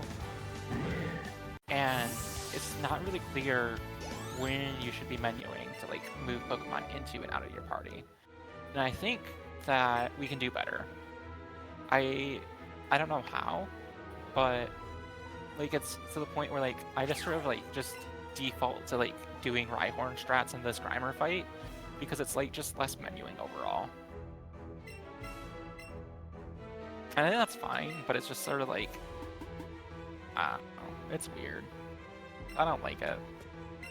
It leads to lots of confusion of like, what should I be doing here? Is what I'm doing right? Is what I'm doing time efficient? And then like, you look at someone else's run and they're doing something different, but it's like, I don't know what's right. And it's especially like, I don't know what's right given like my Pikachu and my Rhyhorn, and I don't know what my Rhyhorn stats are, those things. Mocha is getting the rat here, similar place to Crisis just a few minutes ago. So we'll have the Raticate, and that's not going into the party directly, so there is the chance later on to catch a Raticate for an extra EXP bomb at some point. Yeah, like, that's a thing too, like, Rhyhorn can be slower than the Grimer, so like, you might just get trolled, it might harden and then you don't get the range with Drill Run, because you don't crit. If you like, go in and just click Drill Run twice, it might disable your Drill Run, so you have to click Stomp turn 2, just to like cover for that. It is definitely a sore point for a lot of new runners in the game. Mocha is getting the Raticate immediately after that Rattata. The Rattata is not in the party, so that's fine. It's not gonna like evolve and then do anything. Yeah, Stomp solves the minimize issue. It's just like, if you get minimized turn 1, you're stomping for like 4 turns, right? Like, it's not the best feeling. And then it can poison you because you're spending more time in the fight. It's just, it's very hard for a person to know like what's the correct amount of menuing to do in this section. And I think that that's like a part where I was losing like 20 seconds when I was first like around the 306 range of this game. And I sort of am just going with the Rhyhorn strats now because if I think a run is good enough to PB, I am going to have enough EXP in my Rhyhorn to do it. And it's not going to be slow. So like, I guess that's where I'm at, but it's like annoying that I don't like have a stronger answer to tell people when they're learning the run.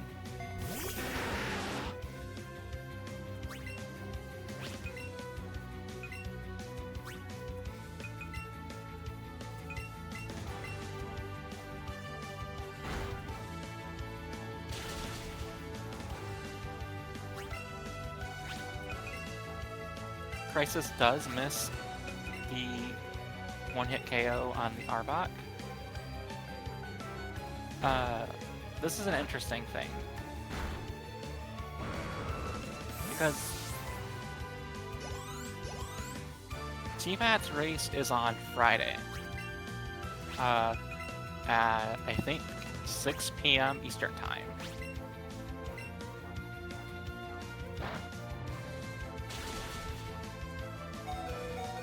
Yeah, Crisis must have, like, a bad attack Rhyhorn, because this is going to turn into, I think, a 4-turn J&J.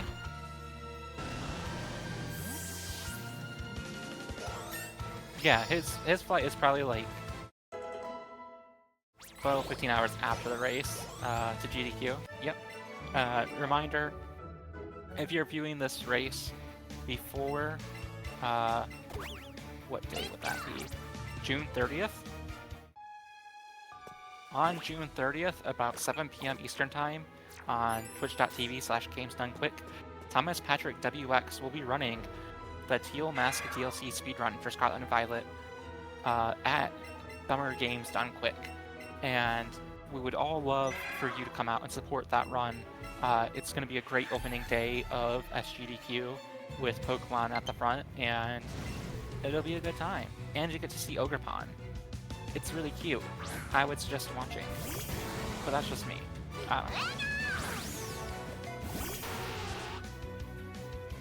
Yeah, and that's the other thing. Drill Run is 95% accurate, so like, the thing with it is that's 19 out of 20. Like, that's gonna hit, right? Like, you always hit 19 out of 20. That's so often. Like, it's not like Thunder that's 70 out of, like, 70%. That's what? What is that? That's 17 out of 20? That's 14 out of 20, right? That's so less often. But Drill Run can just miss a couple times, and then you're just sort of like, oh, well, I guess I'm just gonna spend an extra couple turns here.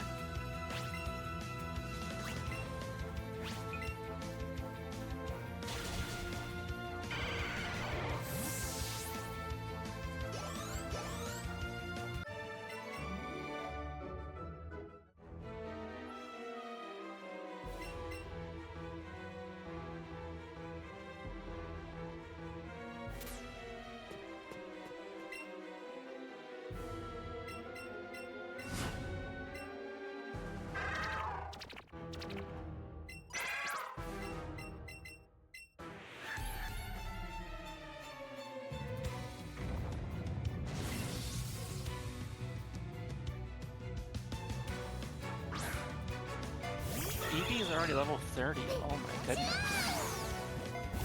I don't think that should be a range on anything. Ever. Again. Like, I don't know what ranges Eevee needs to hit, but that just shouldn't be a range ever. I don't think.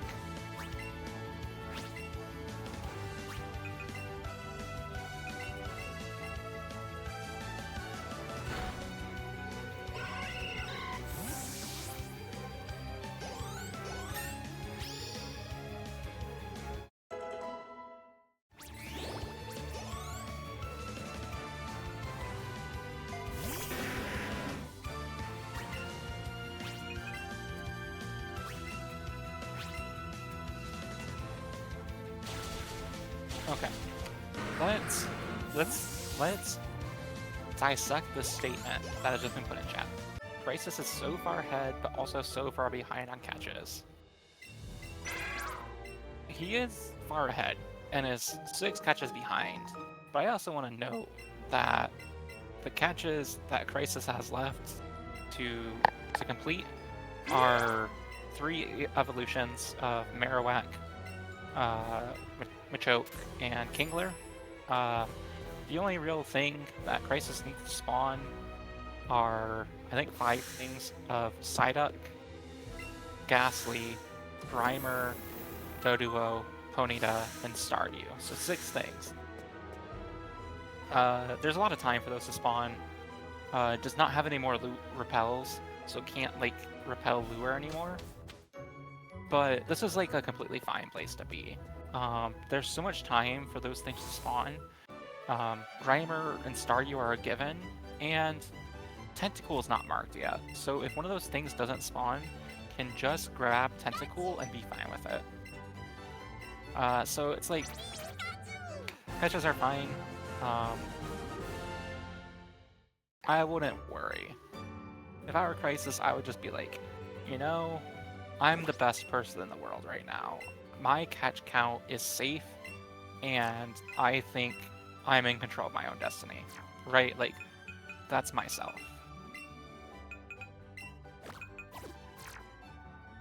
Yes. However, consider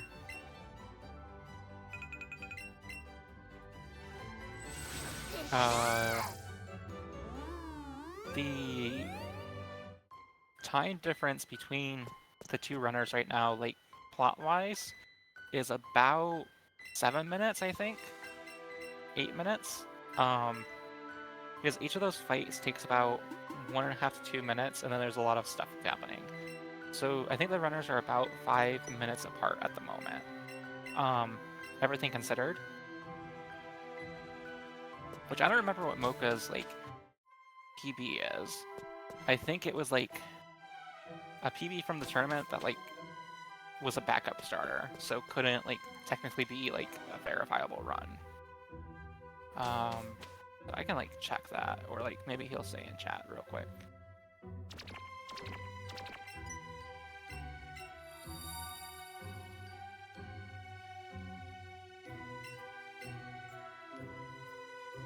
Yeah, 315.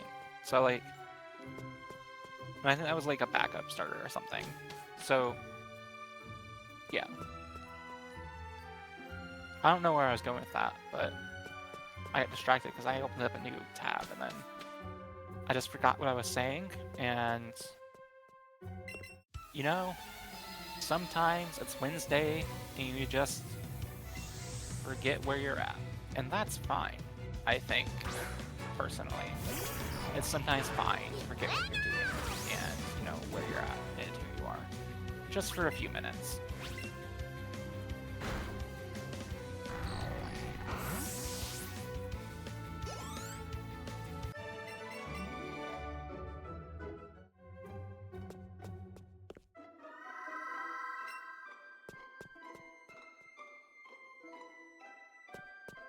Oh, these spinners. Okay, good.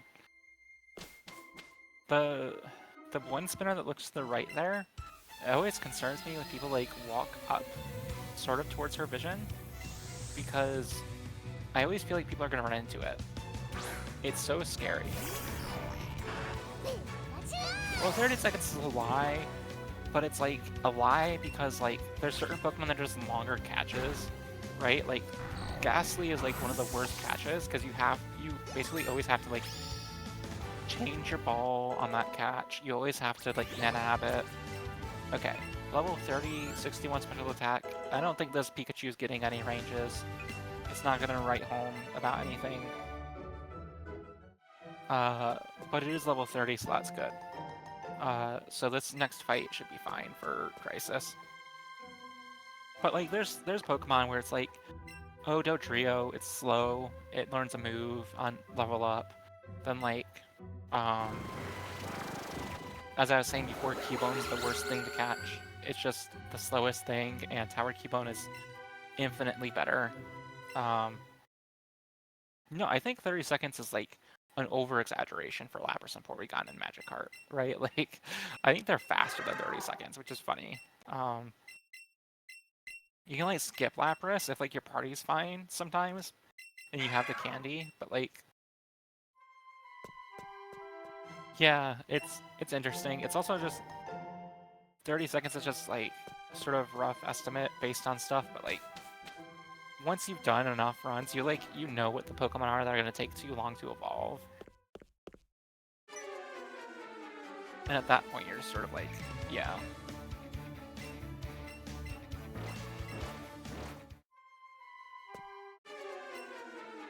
Skip Lapras instead of skip Porygon? No, you always take Lapras. You gotta win the game.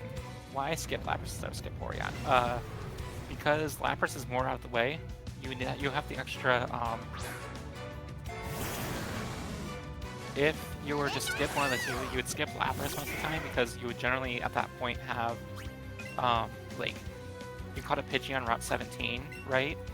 And it's just been in your party the whole time, and you don't need the candy next to it. And you're just there like, oh, well,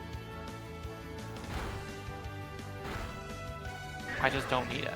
Like, there's points in time where sometimes, yeah, there's a candy, but like, in Pikachu specifically, you can just ignore it. Like, sometimes, if you want to. If your catch situation is just weird and you ended up with an odd catch count, and you have a thing evolving in your party, you can just, like, skip it. But yeah, like, if you got Route 6 candy on Pikachu, that's 4 candies that you already have before Mansion. And if you evolve Ponyta naturally, without a candy, that's all 4 candies you need. So you don't need the candy in Lapras's room. Like, a lot of time we'll skip that candy already, and we'll still pick up Lapras. But like, there's situations where like you'll be running Pika, and you catch a Pidgey on Route 17, and then you end up with 51 planned, and you get everything else that you need through Mansion, and then the Pidgey is a Pidgeotto before playing. And then you just say, you know, I have all the candies I need. I've naturally evolved my Rapidash. I have put 3 candies into my Starmie. I have 1 left over. Yeah, like, if you need the candy, you can just go get it instead of Lapras's candy, and it's fine. It's just like, it's a thing that can happen sometimes, and it's just sort of like, oh, well, the pieces fell into my lap, and it's like, okay, I guess I'm just skipping Lapras now. It's like maybe 1 in 100 runs at most. I've seen it like once this year where someone skipped Lapras and it was like the correct play. But it's largely just because you have to do the 2 elevator menus for Lapras, then you have to go and unlock the door and stuff.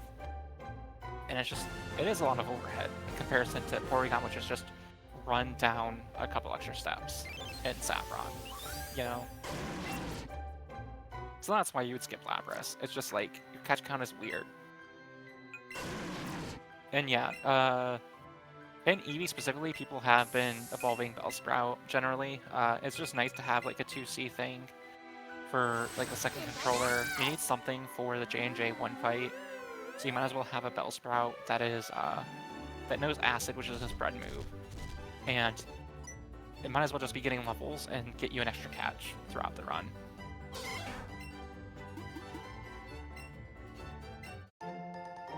Yeah, like, it's slow, but like, consider 1C catches instead of having the Bellsprout with you, and consider like using Butterfree on J&J 1, right? Like, that's slow.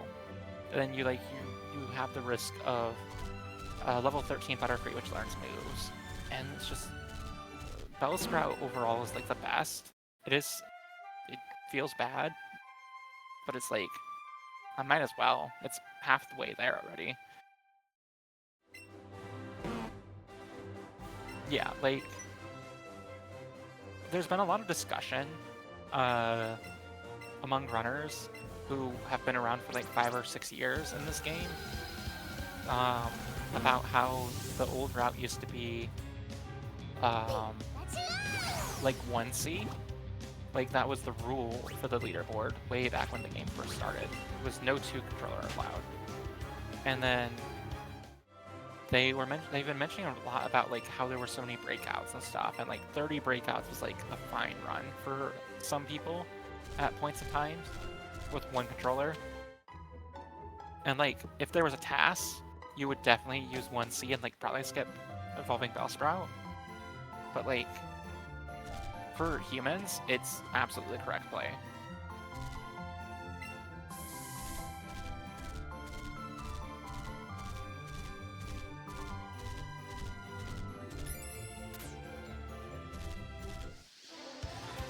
Yeah, so about an 11-minute difference, and they were about like 6 poke difference at that point in time.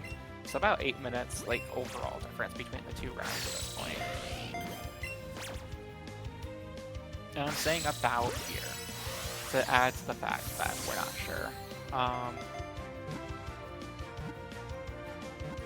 Yeah, Crisis did not get a Ghastly.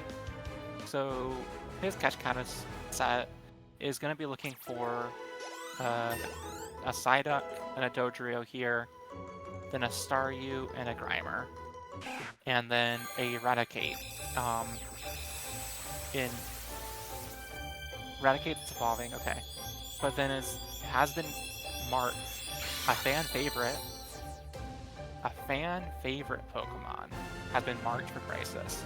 And you know what that Pokemon is? And let me just ask someone real quick what that Pokemon is.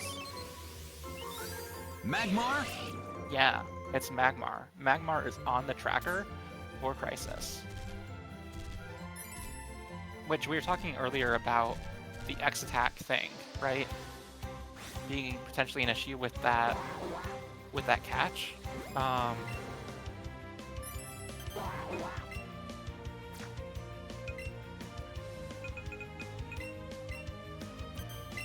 Okay, I'm gonna try something here. Let's see if this works. Oh my gosh, that's so good! That's so good! Oh my gosh! Oh my gosh, that was so good! Oh my gosh. There's the Japanese voice for this soundboard. So, like, you can just make it say that. That's great. I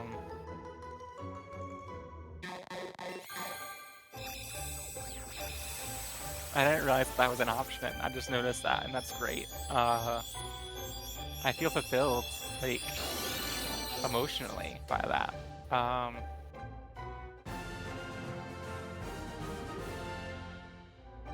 Crisis is probably on one Great Ball left, yeah. Which isn't too bad. He doesn't have that many catches left with the Ultra Balls. So, assuming there's like no things that are hit back, he should have enough for the Magmar catch.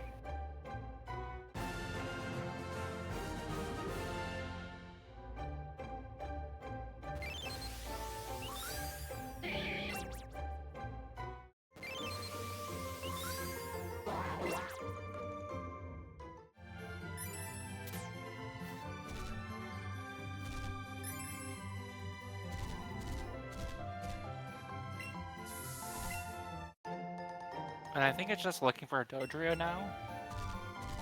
Okay, the Magmar has been removed from Crisis's tracker, unfortunately. Yep, and there's a Doduo.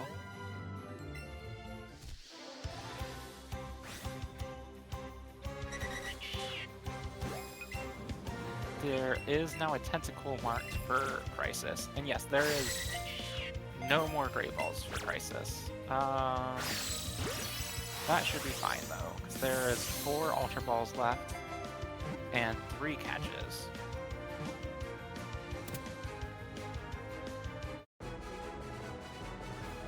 So that should be fine there.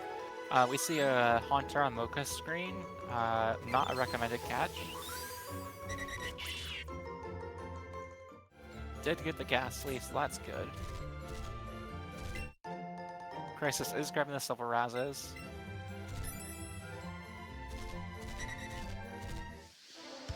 And running in the grass was just, you get the extra chance for like random encounters like that.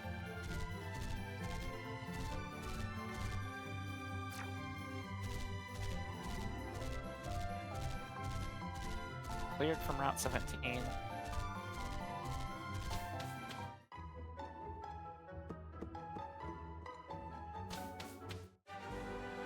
Okay, it looks like Mocha is going to be fine on this Power J&J.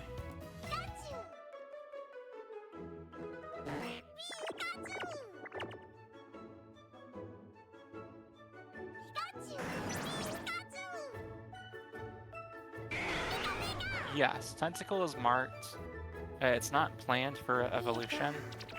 I don't know what his party situation is gonna be. If his party, like, if it goes into his party directly, I would recommend just, like, catching the Grimer and letting that stay in the box. But, yeah, either way, Grimer and Muck are marked, and then Tentacle is just marked.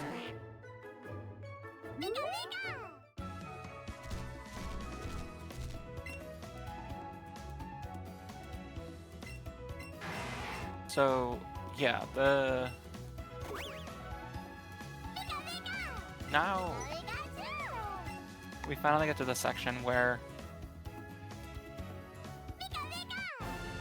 we have stars. Pikachu's gonna be riding a surfboard. We're gonna be seeing some stars, and the end of this run is gonna start coming together.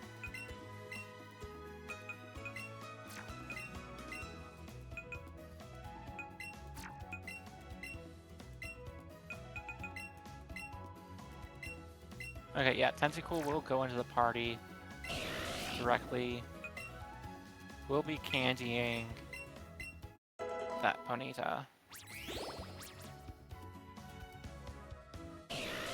I do think Crisis maybe skipped the Route 6 candy, and in that case, we'll probably want to pick up well, yeah, we'll want to pick up the Mansion candy if he did skip that Route 6 candy.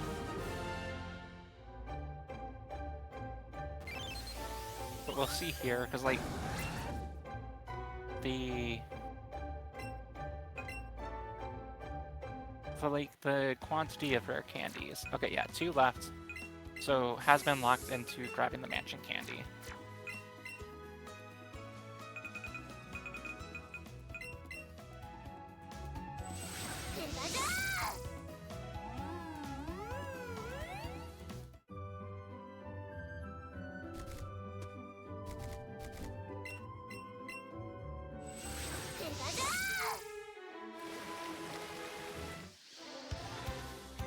Runs into a Magikarp. That's fine. Just a few seconds. Is going to want to see the Staryu first before the Tentacool. It always feels bad to catch a Tentacool first. And there it is.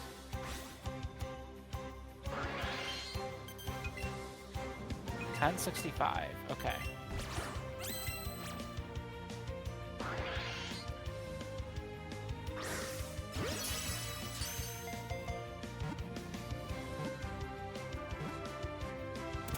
$10.65 is about average.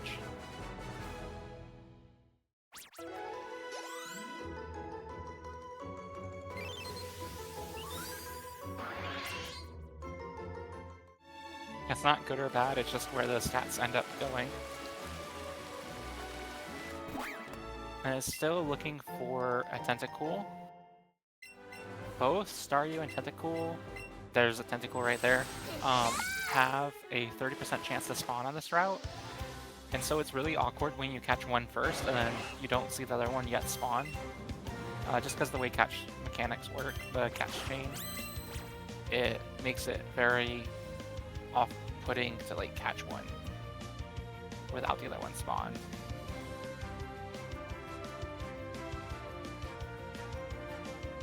And this Tentacool is just juking constantly, and there we go, there's an attack, and now he can throw.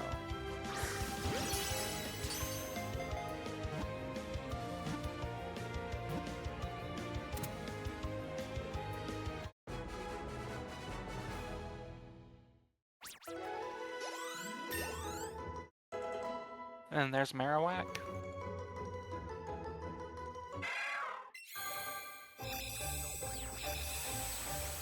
So now Crisis is all of a sudden ahead on catches. There was like 30 or so? I don't know. Let me check.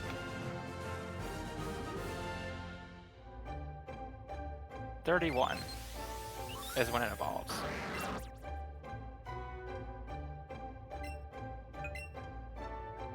The drill peck range may or may not be secure on blue. Definitely not sure on that one.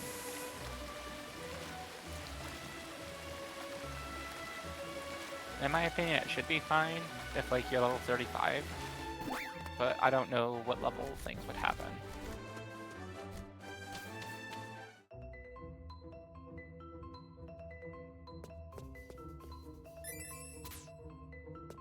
And then Crisis sees the Grimer. That'll be the last catch for him today. And it'll just be going to the box.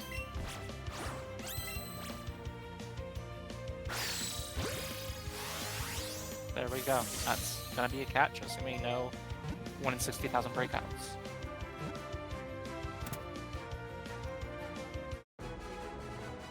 And now Crisis is done with catches. The only thing...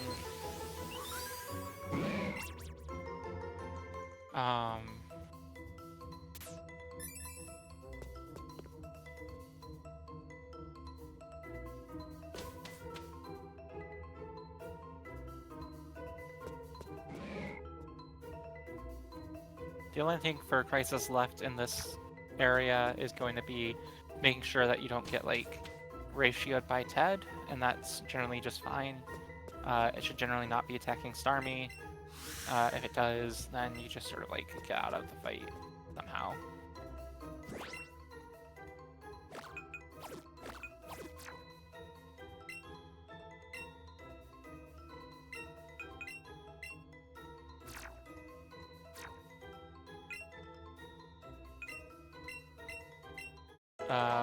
Starmie, it's Golduck, Tentacruel, Dodrio, Starmie, Lapras, and Porygon. No muck involved there.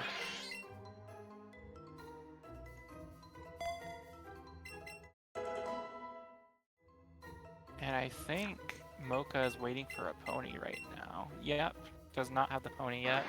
Is able to repel and lure. Yeah, the party was full, so Muck can, or Grimer can just go to the box.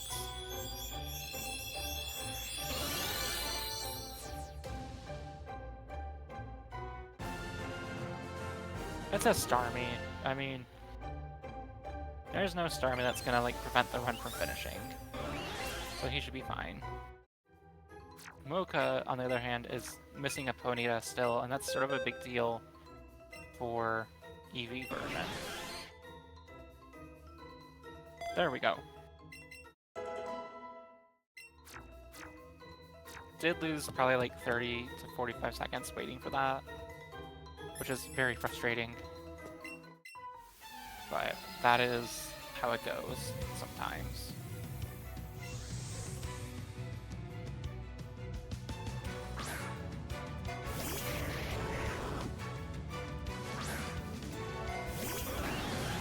But I think Mocha's done with catches on this route, and we'll be moving on to C-Skim.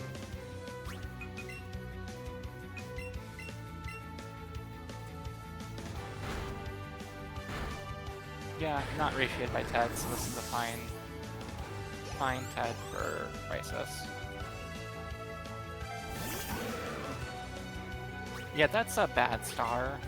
The speed's fine, but the special attack is like middling to bad.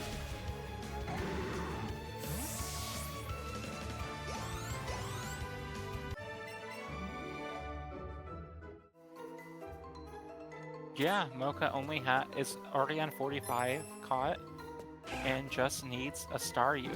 That is the last thing to be caught. What do you mean? No Porygon.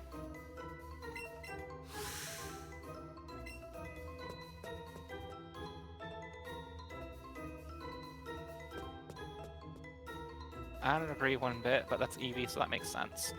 Because you still need that candy. Or wait, Mocha. Okay, Mocha, you can hear me. If you still need a candy, grab the mansion candy, if it's not already planned for you, and skip Lapras. Because Lapras is going to take more time to get than Porygon. So if you still need, like, to pick up the Lapras candy, pick up Mansion Candy instead. And skip Lapras.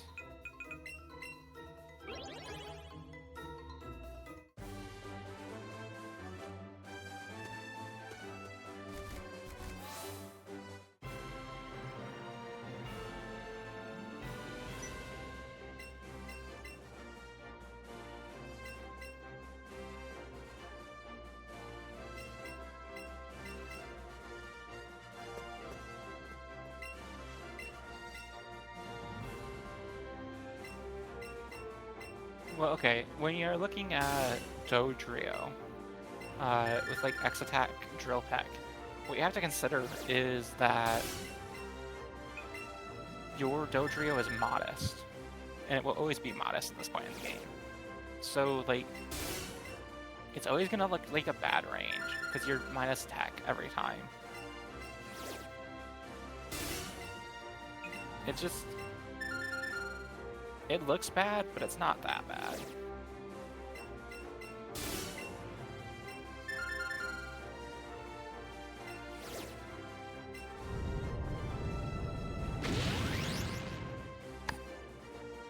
Like, we consider the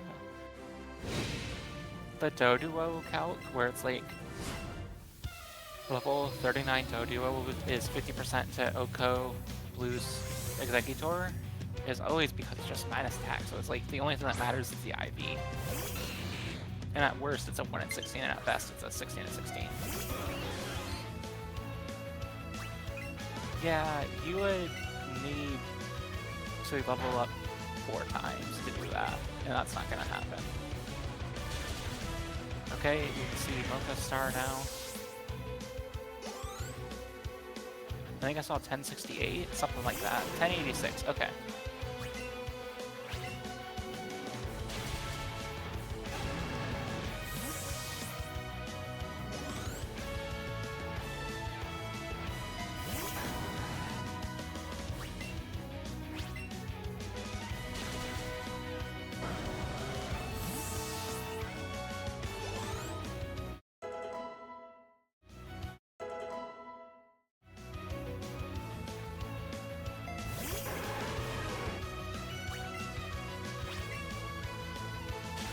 Twitch viewers, I have an amazing deal for you. Did you know that you can subscribe to this Twitch channel and get amazing emotes like Pokémon 21 LMAO, which is a Starmie with an LMAO grin on its face? And did you know that if you have an Amazon Prime account, you can connect that Amazon Prime account with Twitch and get a free-to-you subscription that helps support the channel using Prime Gaming? You can click that button, go to subscribe, click the little use Prime Gaming sub, and get that subscription for free and support the channel and the exclamation point prize pool for this event.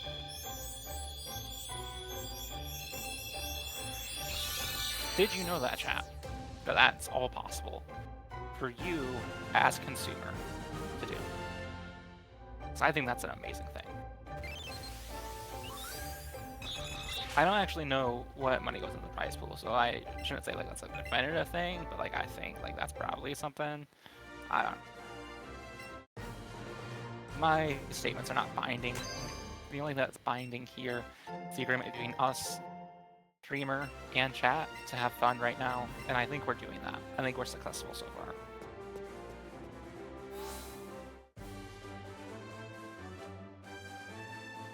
$47 poke, 205 playing for Crisis. This is, if I were playing, this would be like a 306, 307 pace run.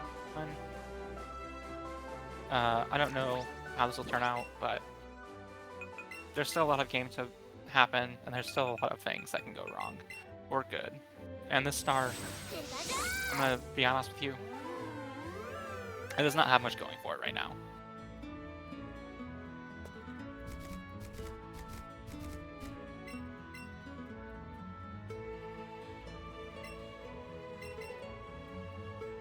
Okay, so they're both the same star, basically. They both are just fast, which is nice, because you're not going to get, like, Flare Blitz burned or anything.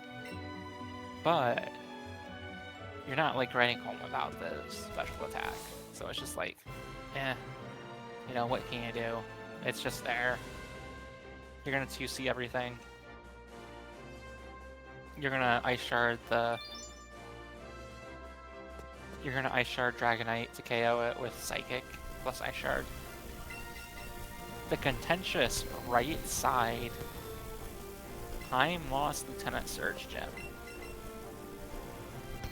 Interesting. Now, this has been contentious, Because according to people who run this game, going to the right side is just loses time. Because you have to go around the extra trainer at the top. And I don't know why it's done. I don't have an explanation for you. I'm sorry, chat. I cannot explain that decision. I think it's correct to go to the left side and sort of like make a V pattern through the cans. I think that's the fastest way to go through that gym, but I could be wrong.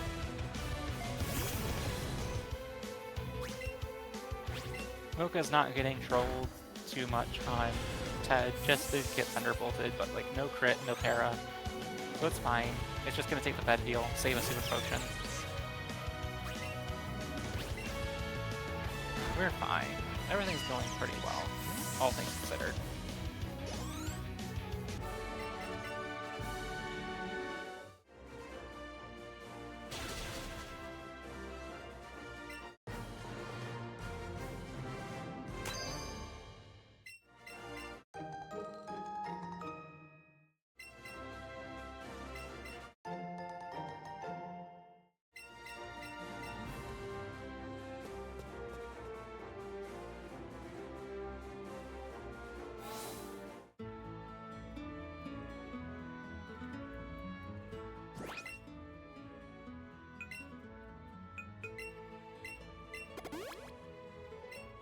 Okay, chat, I want to open up one more prediction.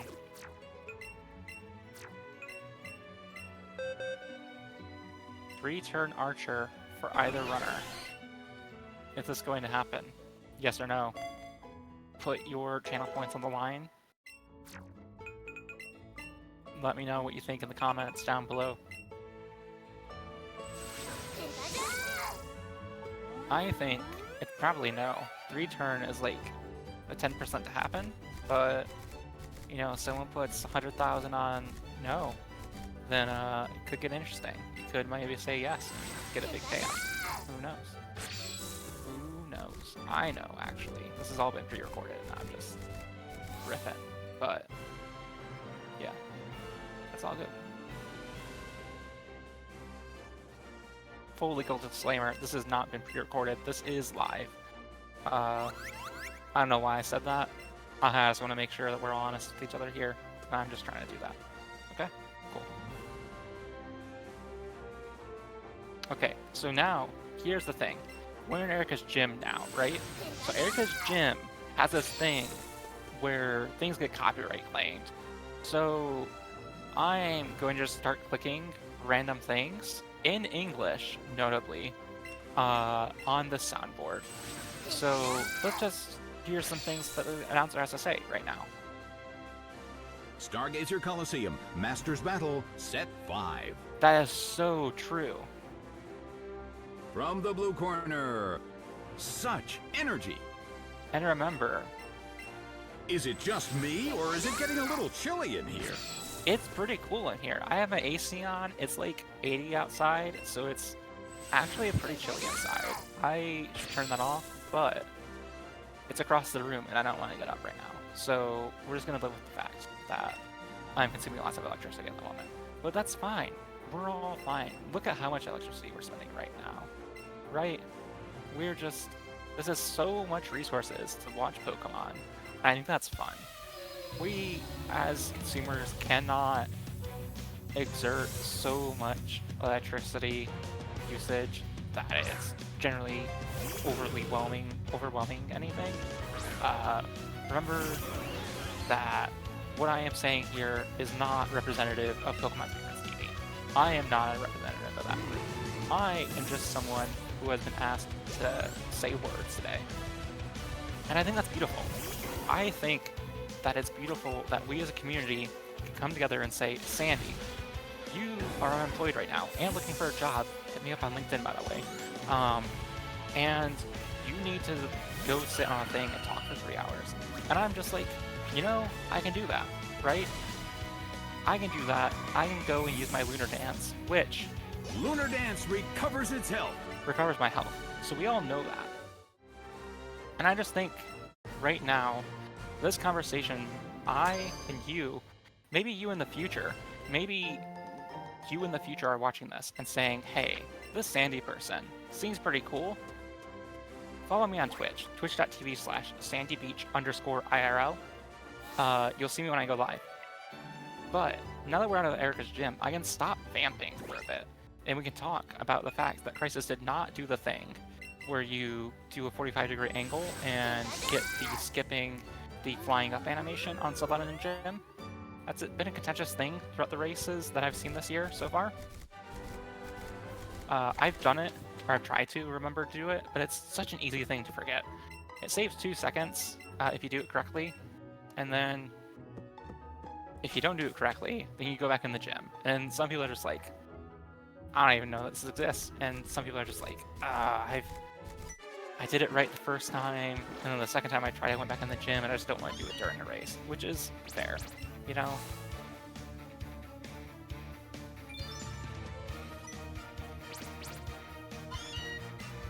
Okay, I am making a call-out post at Dynam_ in the chat. I want you to put more than 1 point down on Believe. I think that you need to go with more points. I think that 1 point on Believe is not dedicated enough to your cause. Thank you. I appreciate that you're willing to take the feedback right now. Cool. That's great. Look at that. Look at that. So much more exciting.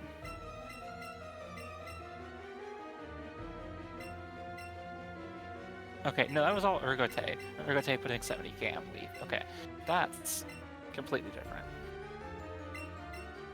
You put 2 points of Believe. Thank you for your commitment to the bit. Crisis is going here. We should just be seeing the Dodrio. I think we'll be seeing Dodrio from both players into this blue fight.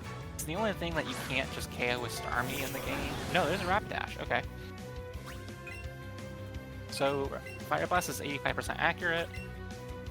Did click special attack on Starmie, has to go back and fix that mistake. Interestingly, Rapid Dash does not have health, so even if the Fire Blast didn't connect, I would expect Psychic to go into it maybe, rather than setting up Light Screen, which would be nice if that didn't KO, but it KO'd, so it's all fine. We'll have to do an X special attack here in Scald. There's just not enough firepower in this Starmie to actually get that KO without the X special attack.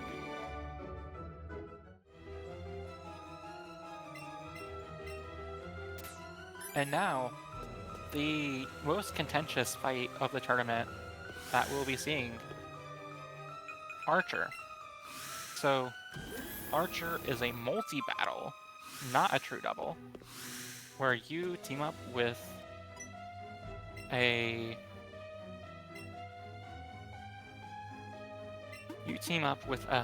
computer ally and fight against 2 computer opponents. So this is a multi-battle because there's multiple people in the battle. It is not a true double because in the original games, double battle was you as one person with 2 Pokemon against 2 opponents. And that was generally what we consider a double battle starting from Ruby, Sapphire, and Emerald. This is a multi-battle, which was introduced in Gen 4, I think. Maybe even Gen 3. Different things. I just want to set the record straight. This is not a 3-turn fight, unfortunately. Oh my goodness.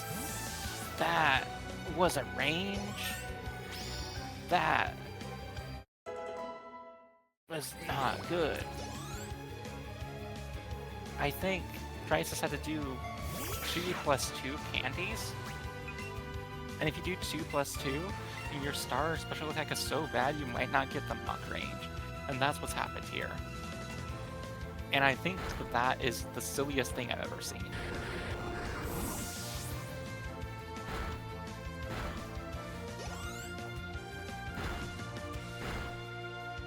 So that's 2 turns, so it should be a 4 or 5 turn fight still. But that was just really silly.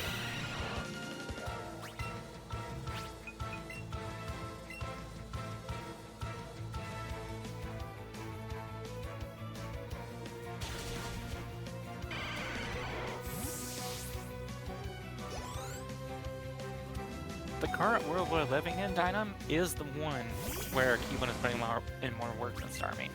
It is the world that we persist in right now. It just is, you know? Sometimes that's just how it is. And Weezing protects, so it's a 5-turn fight. Unfortunate, you know, not much you could do there.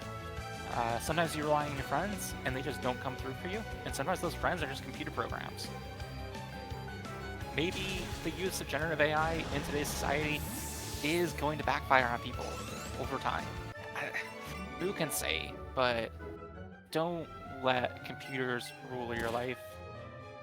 Let the people that you love and care for help dictate what you care for. And try to be a better person and a more well-rounded person with each other. And bring out joy and humanity in each other. And I think you'll find that that is what life is all about, you know? Is seeing your friends smile and laugh and feel appreciated. You know? Yeah. I think you know what I'm getting at here. Love each other, basically.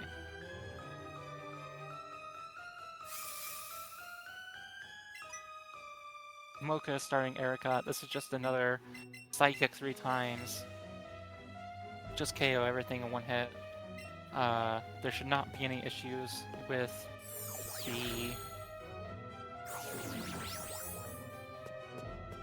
missing a range on anything.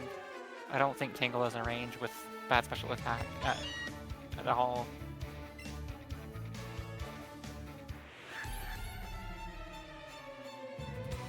If I remember correctly, there's potentially an issue if you're queuing like Dodrio. That's not happening, so it's fine.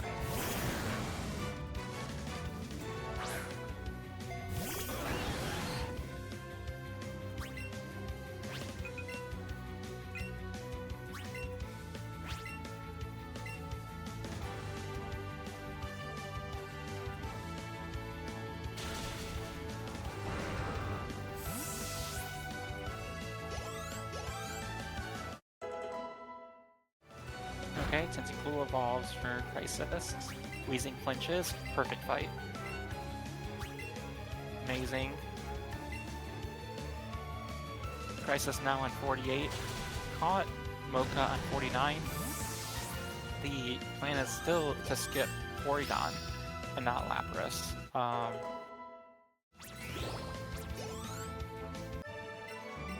Interesting plan.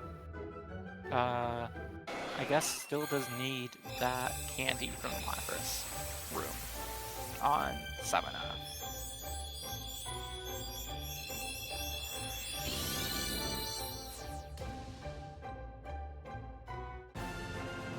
Chat, do you think it's silly that you just fly back to Celadon? It just seems so silly that you fly back to Celadon. It's like taking a private jet across like half an hour of driving, right? Like that's how this feels. This whole scenario where you fly back to Celadon. Just feels weird, right? Like, I'm not alone in this, right? I know it'd be slow to walk back, but it's like, it just seems odd.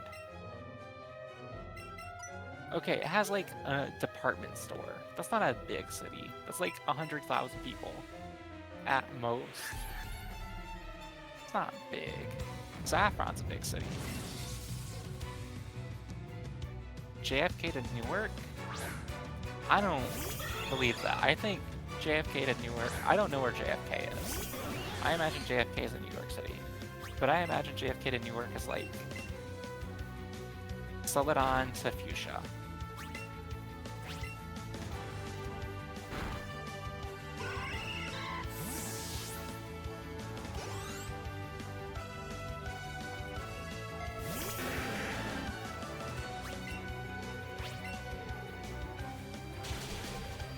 I don't know what Mocha is using for this blue battle, and last I saw, Rapidash was in slot 2, I think. So I'm curious to see if Dodrio made its way to slot 2. So I know it was under leveled, so it wouldn't be 100% KO range. But I'm interested to see if it did make its way there.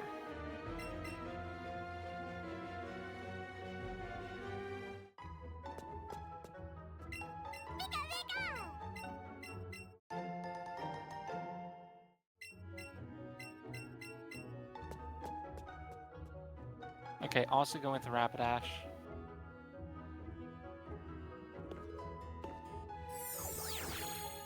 Let's see if this Fire Blast connects. And it does. This means Mocha will just be going freezing into Archer 2. Just gonna X special attack here again. Scald. And then see how well that fight goes. Shouldn't be too bad. Crisis does need this candy. Needed both the Mansion and the Lapras candy. And will candy twice after Sabrina.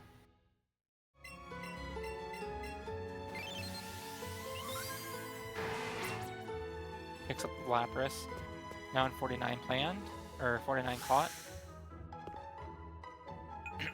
Then we'll be getting Porygon in a second here, and we'll be done with catches and doing shopping. Mocha is entering Archer now. If we see any deviation from the perfect turn 1, then the prediction will be no.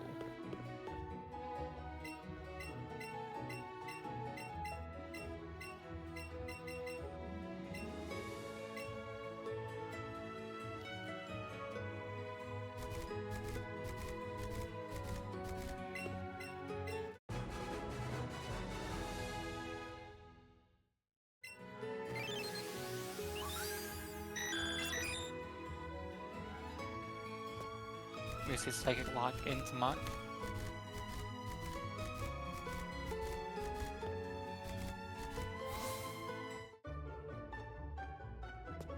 Thunderbolt turn 1. No Protect. This is at best a 4-turn. Could be a fast 4-turn though.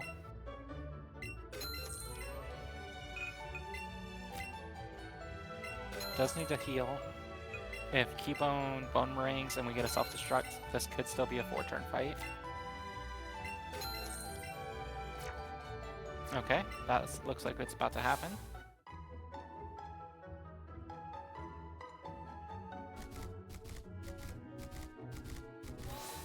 Okay. At best a 4-turn, at worst a 5-turn.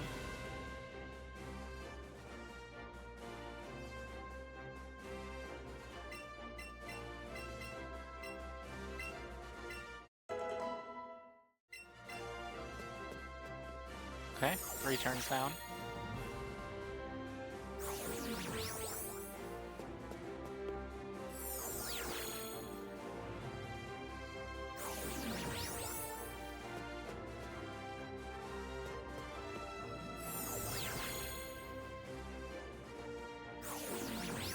Four turns. About the best you could expect given that start.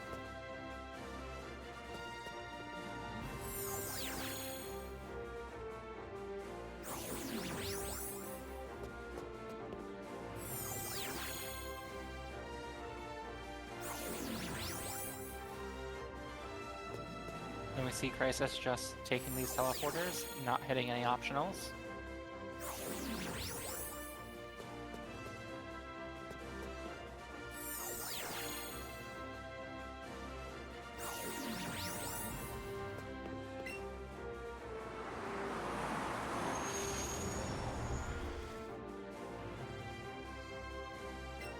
Now the thing here that's interesting is Crisis is a level down and has like minimum special attack.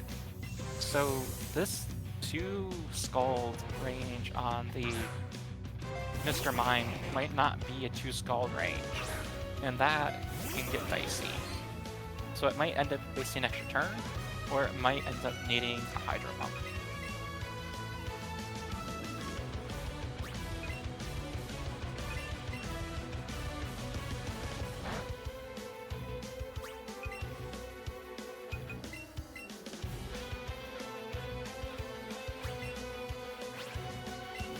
Let's see, Scalding turn 1. Gets the burn, so that should put it into the 2 to KO range. Which is slow, but it's better than taking an extra turn, in my opinion. This is a bad star for Crisis.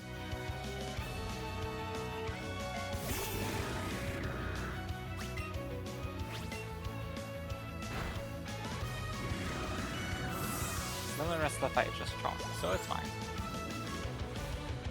Looks like Moko over here got the first turn stomp flinch on the Weezing, and the Psychic KO on the Arbok, so all good there.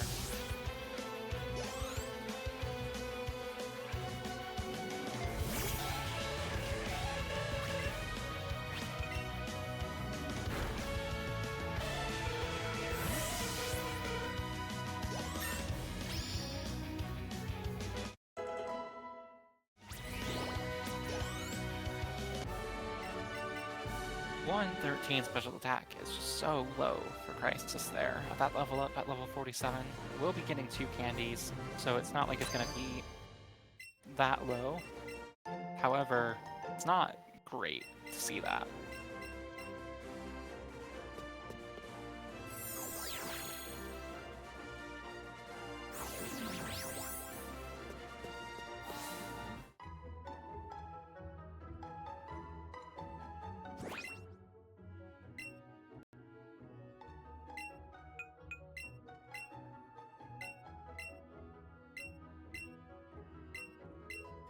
Then depositing everything. These are the last 2 things you'll have in your party for a while. Did pick up a couple of health candy from something. I always love it when that happens. It's a nice little treat.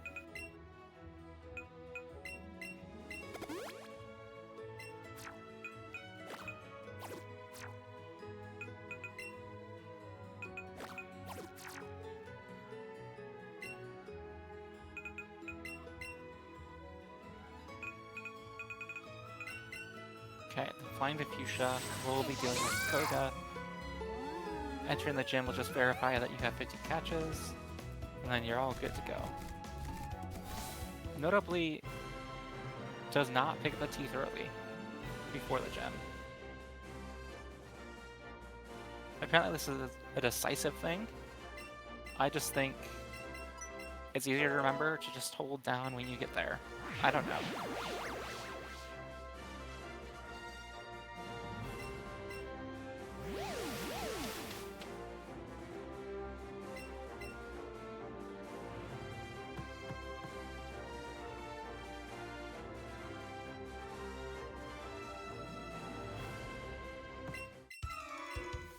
Okay, now Kaden.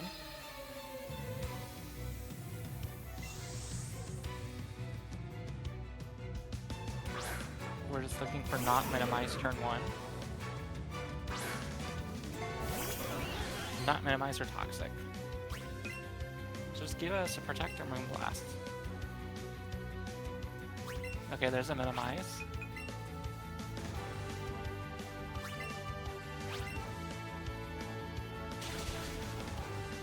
Okay, hits through it, that's fine.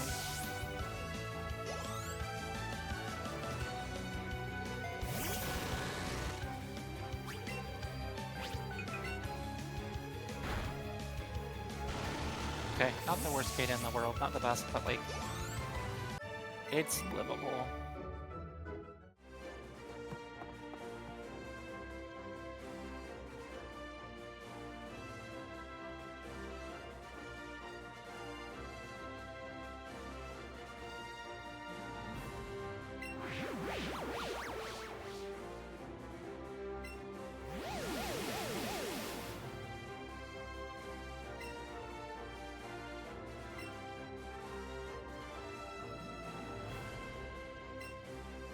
And we'll just see what Koga does. I'm predicting there's like a turn 1 explosion.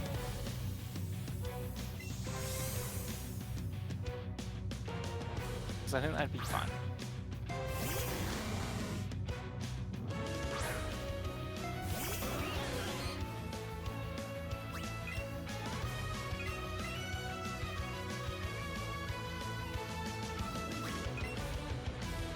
As far as I can tell, Mocha did not... Okay, no, there's this guy's special defense. Nope. Okay, yeah, no special defense that I saw.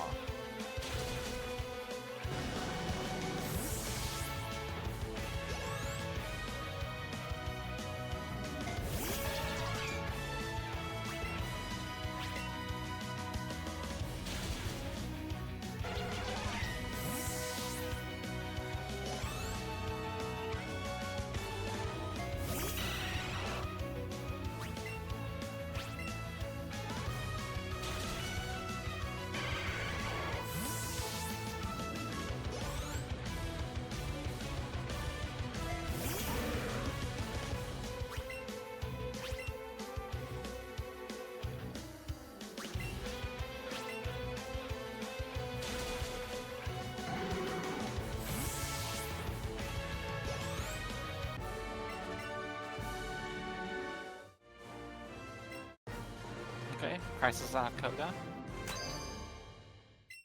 Mocha's just about to enter Sabrina. Things are just going. These are just the most mediocre stars I've ever seen. And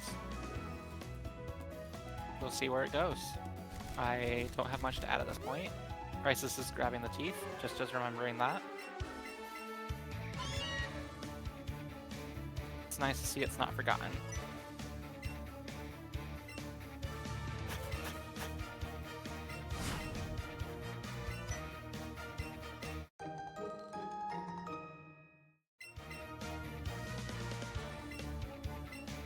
There's no optionals.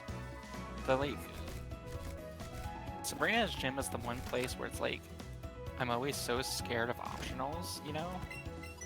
It's just I had an optional once and I've just been terrified of it ever since.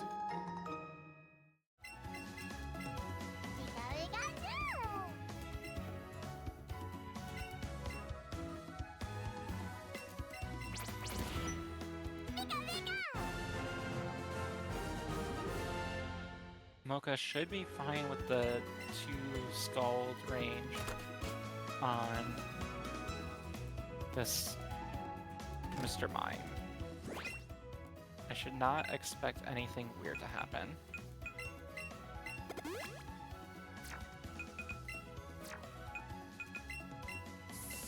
Okay, yeah, fine. Amazing. The Crisis is going to fly to Viridian. Thing that I did not do in my last race. I flew to Pallet and it lost me like 30 seconds or something, or like 15 seconds, however long it takes to run over there, and lost me the race. So he did not do that, so that's great. And he got the thing where the rival doesn't walk down to talk to you. A nice other couple seconds of time save.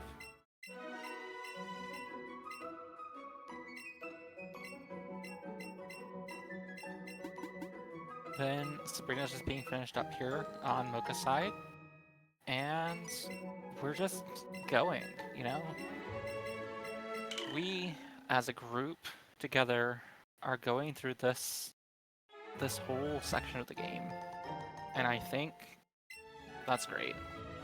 I think it's great that we're all here together, just enjoying the time and relaxing on this middle day on a Wednesday. Or evening if you're in the EU, I guess. I'm doing great, you know? How are you doing, chat?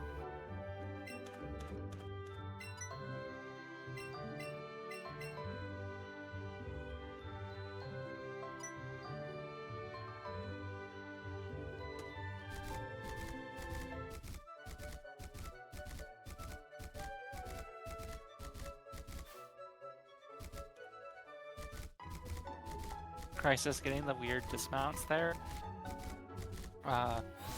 Fun fact, there is about a 50 pixel buffer and like a square around your character when you're on a ride Pokemon, except for Haunter, which doesn't have the buffer in front of you. So like, if you're ever within like a wall, within 50 pixels of a wall, your ride will dismount because it like doesn't have enough space. So you can like see that when you like turn those corners, your ride gets too close to the edge and it just despawns. So that's just a fun fact. Like, you just want to take those corners wide, basically, and not dismount your ride, because then you like, lose all your momentum and you have to re-accelerate each time. I think it adds more steps too to do that, because I think the steps on the ground are different than the steps on a ride Pokemon, but I'm not 100% certain on that. That's just conjecture. Crisis doing the thing where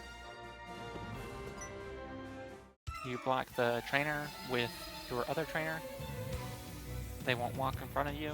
However, the trainer who just fought, Tamer Cole, I think, is the one trainer that does not respect that rule.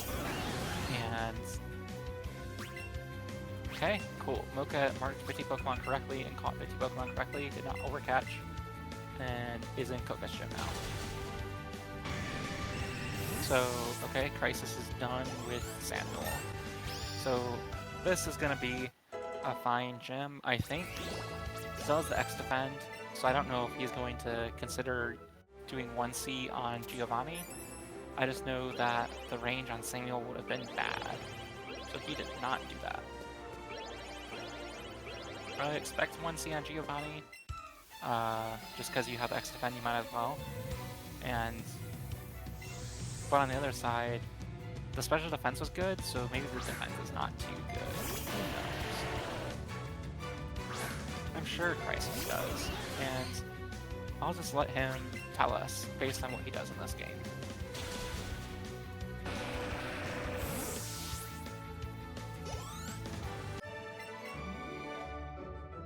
The Mocha's over here, not getting too trolled by Caden. Crisis is getting a little trolled by Joy-Con stuff, it looks like. Yeah, definitely 1C if you're saving here.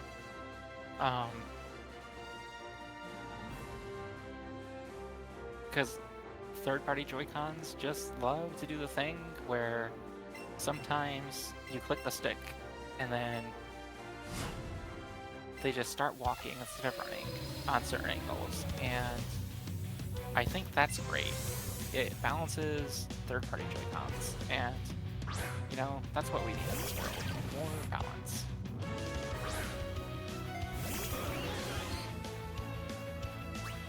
So, we will see an X-Defend.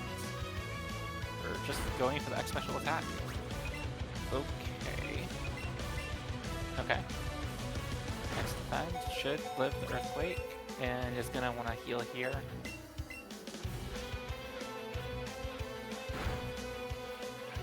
And then just not get crit this turn, and you win. And it's easy. Just easy as that.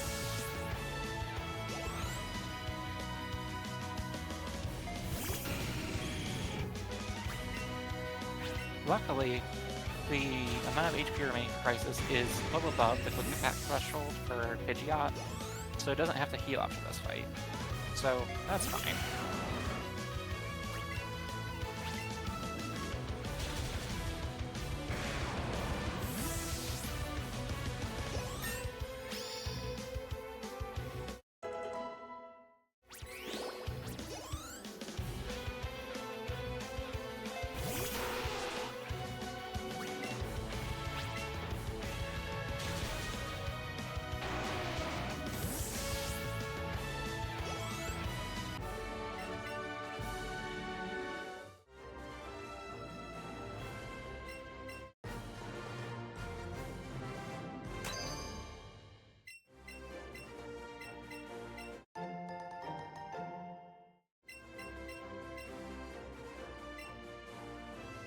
I think they got the tail slaps about the same time. They're just one gym fight away. Like, one gym away from each other right now, which is interesting. Also, can I just say the pacing of the endgame is so weird, because, like, mentally, I'm like, oh, I'm done with Koga, now I'm just, like, heading to Giovanni. And then it's, like, an extra, like, 20 minutes, it feels like, before I actually fight Giovanni. Like, there's the whole thing where you have to, like, go to Viridian, run up to the gym, you talk to the dude, then he takes you back to Pallet, then you have to talk to the dudes, then you have to go talk to the other, like, little kid, then you have to run all the way back up again. And it's just like, man, solve your own problems. I got a speedrun to do. And I just want to finish. I don't want to have to take, like, a 10-20 minute detour here. You know? Yeah, you know.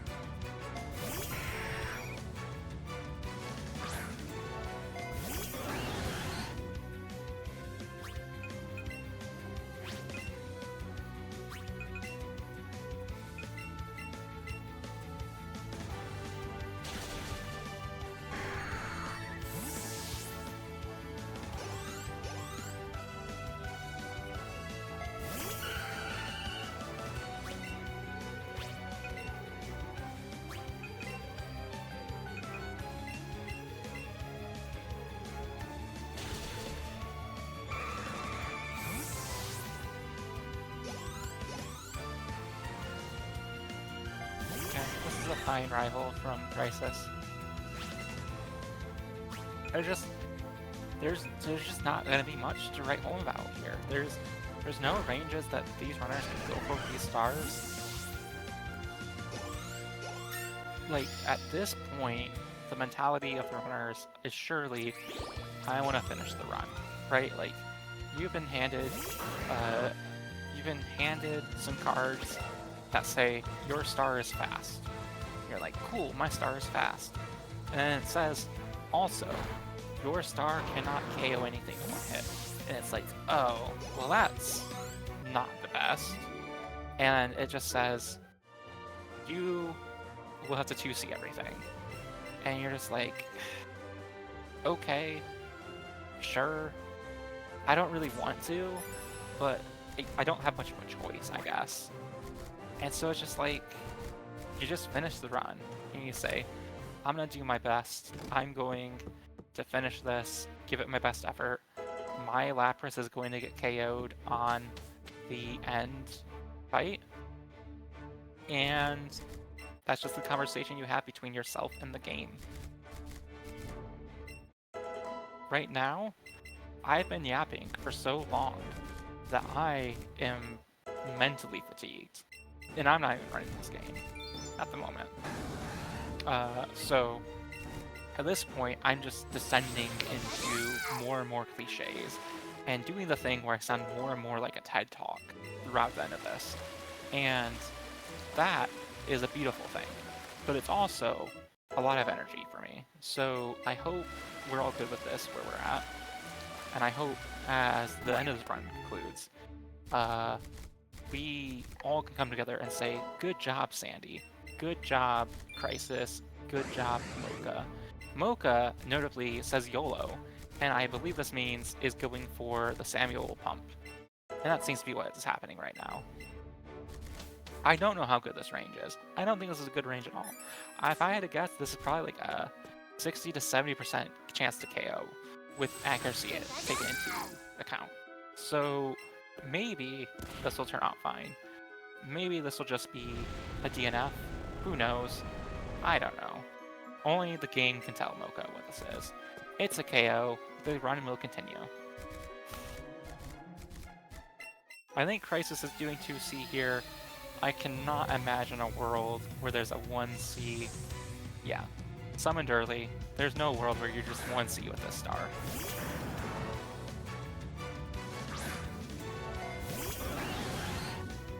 So this Hydro Pump, probably not going to get the KO on this Kangaskhan, let's be real.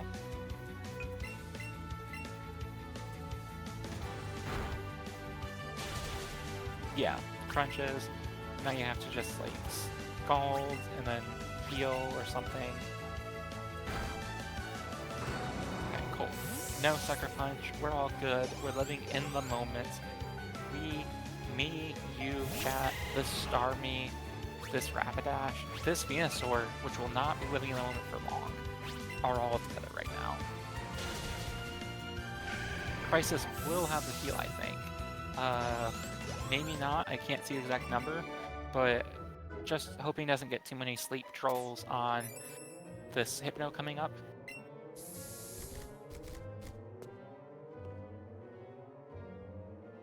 Very scary little pass there, but it's all good. We make it through. Pico runners just make do, you know?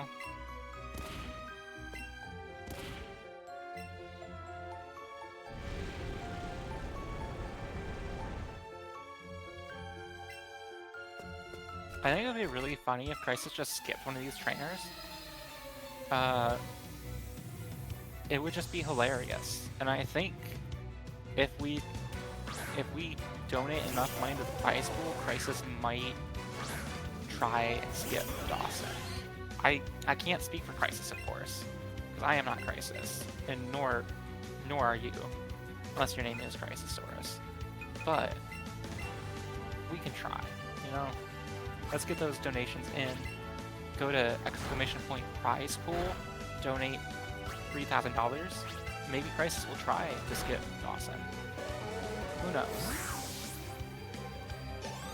I surely don't know.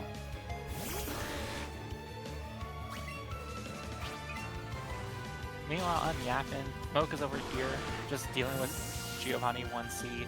It's fine. It's red HP. That Starmie's fine. It's just gonna heal after this fight. I was able to skip the speed on Rival. Look at that. The ingenuity of this EP runner.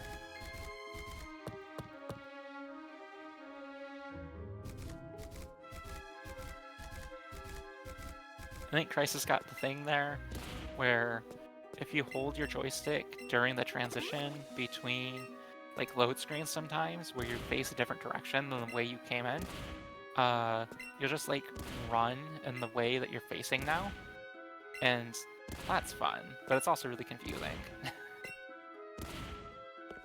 So like there's a lot of places like that ladder, the guardhouse where you give the T, where you just let go of your joystick for a second, and then start moving it once like you're in the new, in the post,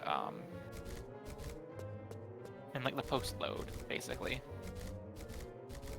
Because then you can like buffer movement sometimes, but it's like, yeah. Okay, past Alexa. No jinxing there.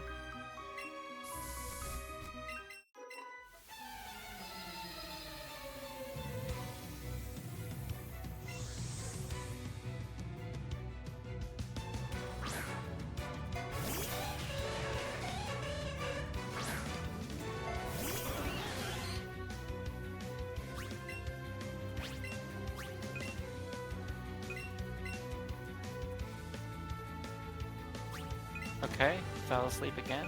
That's fine. You know, sometimes your star is just a little EP. And sometimes it just Woke up. Sometimes it just woke up, you know? Sometimes that's all it can do.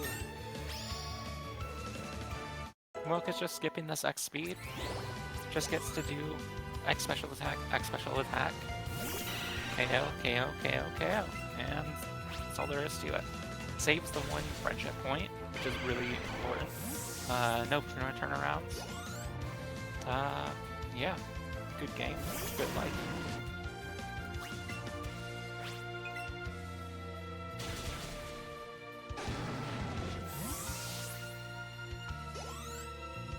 Crisis is through Caroline.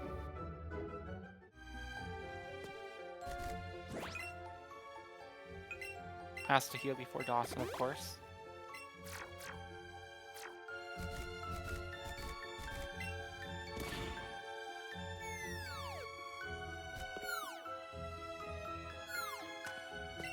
And then we'll just push this boulder for a bit. You know, I don't know if any of you watch Northern Lion on Twitch.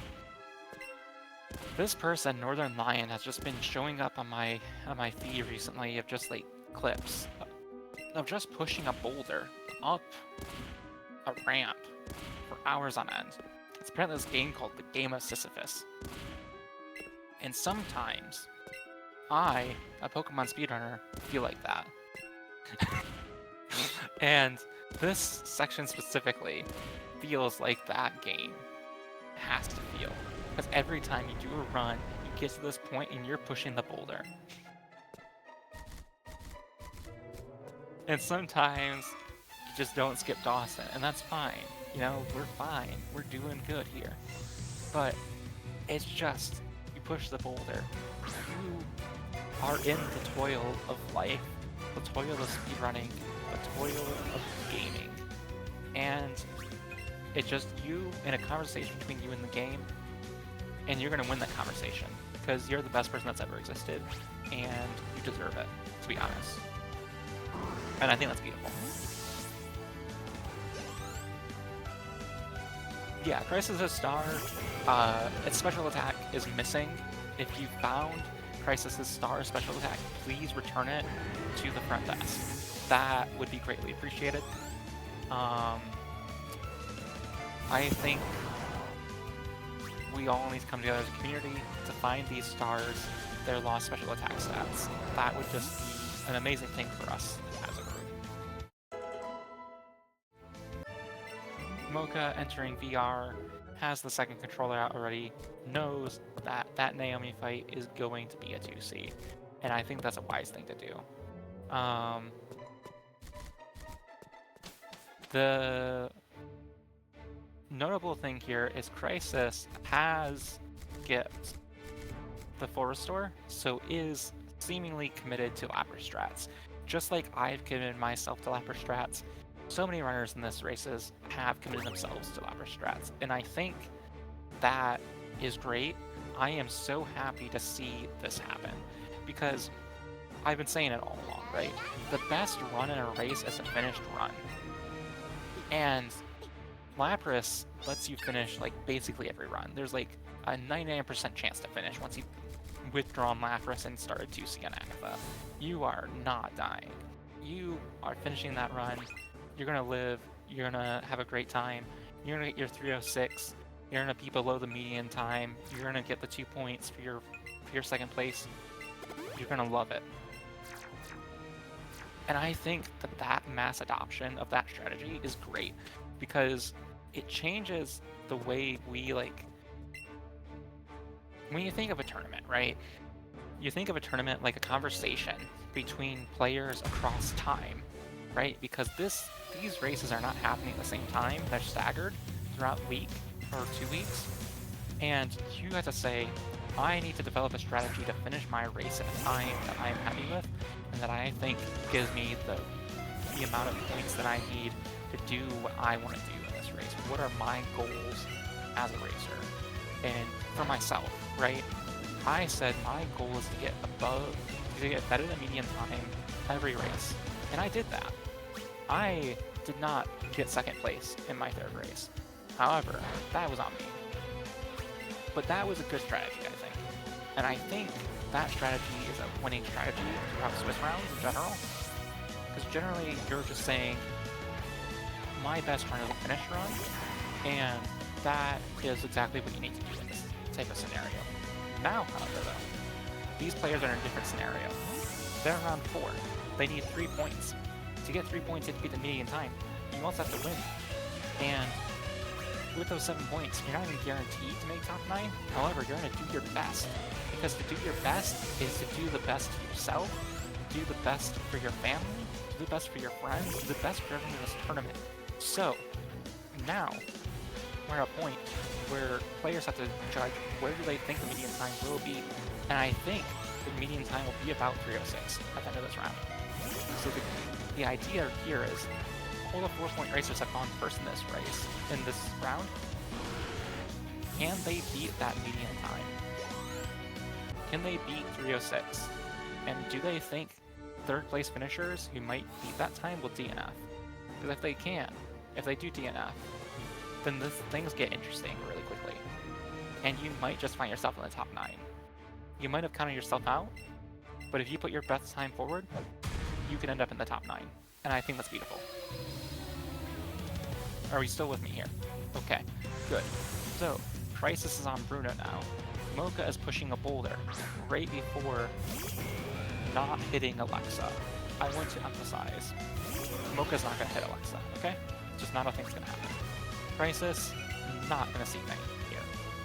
So we're all good. Things are going well. If you've muted the stream at this point, honestly, their call. I believe you. Crisis is fine. Onyx is down. No faint is going to happen. Then we'll just summon 2C in Agatha's room. Doesn't need to heal before the next fight. You can just heal in battle. Mocha is going to still be listening to me for some reason. And is going to get past Alexa because I'm talking and yapping. Right? That's the whole thing we're doing here. I'm yapping, they're playing, they're finishing. They're going to do their best.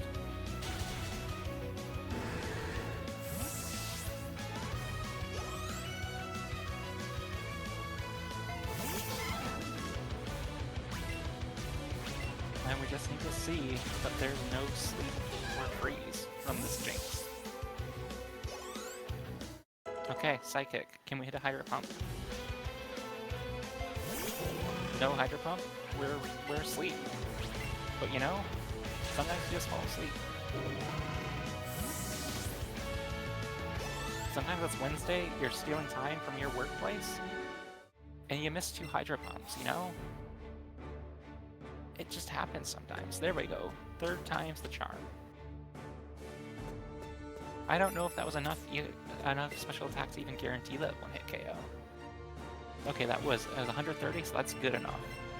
That's enough to also scald the Lickitung on the next fight. So Mocha's doing better than Crisis on special attack, thankfully. Crisis is into Agatha. This fight is not a worry.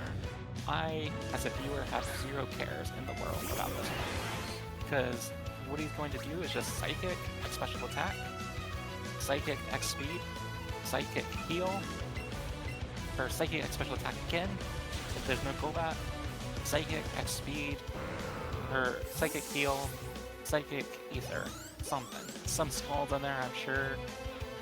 We'll see, depending on what his special attack is. But it's easy. It's just 5 turns, and you're done. And Mocha, we have Mocha here, pushing the boulder. We're back on the boulder. It's just the same thing every run. It's a minute of time, where if that minute wasn't there, pushing the boulder, you would have seen a 255 already. There are a lot of spaces in this run where it's like, oh, here's a 45-second piece of time that we can never get back in the run that's going to be built in. It's just like, man, if Game Freak let us skip this, we would have a 255 already on the boards. It would have changed the entire discussion around this game, right? Because we, as speedrunners, set arbitrary goals of like minute barriers, and I'm just curious how the world would be different if the 300 happened a year earlier. If we had realized that like these barriers were less concrete and more so in our own minds. That's the thing that keeps me up at night. And Crisis is going to either here, ethering Psychic, gets that right, good. Now, goes into Lance, does not withdraw the 2 controller. Keeps the 2C out the entire time through the rest of the game here. This is a thing that I've been seeing people doing. It's unnecessarily risky to withdraw the 2nd controller here. You keep it out, if Lapras gets hit, you heal it to like 110 HP, and then it just dies in 2 hits to Champion from Air Slash and Quick Attack. Then you have a good Champion fight. It's like, okay, here's the thing with Lapras. You have a 25% chance for it to go well at the end of the game, like where your Lapras faints in Champ. So that's like a 20-second swing on a 25% chance. So it's like 2 coin flips. But honestly, I think those coin flips are worth it because you're going to just finish the run as a Pikachu runner. With Eevee, the calculation is different. You can withdraw a 2nd, like a bug, and you're fine. The main reason people are using like Lapras and Eevee is because it's just easy to get to. It'll always be in the same place. There are some other things that Eevee can use for 2C, and I'll be posting updated notes for that too whenever I have a chance. But I think Gold Up is probably the best thing for Eevee to use. At level 42, with the right friendship, which you will have from the fights and the levels,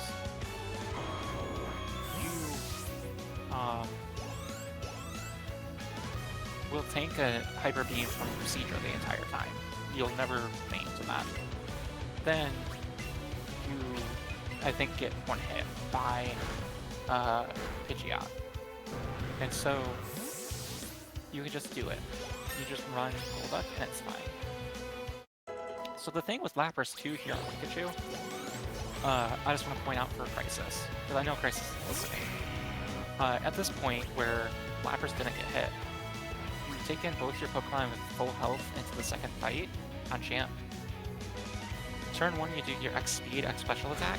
If Lapras gets hit turn 1, just set up 2 X special attacks and let Lapras get KO turn 2. And then you just go, because you'll be at +6 at that point. That is a thing that I need to edit with the notes that Saiyan did in a race, and I was like, oh, Saiyan's right, you can just do that, and it saves time overall to do that. If Lapras gets hit turn 1 on Champ, and it starts at full health. So that's just a thing, it's a small thing. I plan to release updated notes after this tournament's over. I just don't want to release any notes mid-tournament if people are relying on them. Feel free to ask me for updates that I might be doing, but like, it's just a thing that I don't want to mess with because I don't want to mess with people's lake flow if they're using them.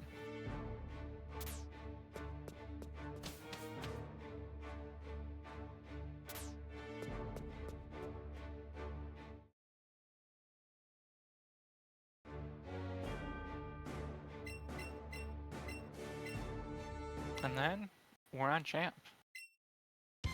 I'm not trolling with notes changes. I am being considerate of people being used to notes, and they're fine enough as they are. It's just like there's a couple small optimizations, and I don't want to like change notes mid-tournament and like people don't know. Like I don't have a good way to notify people who've been using them. Aside from just putting out like a header that people will ignore.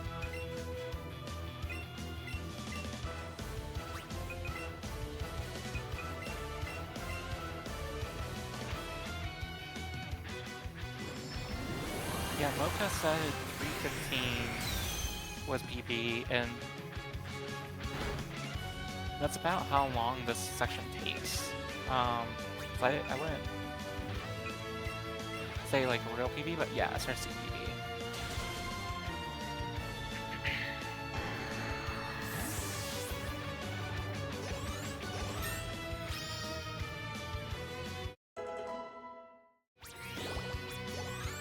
And you know, 5% get KO'd.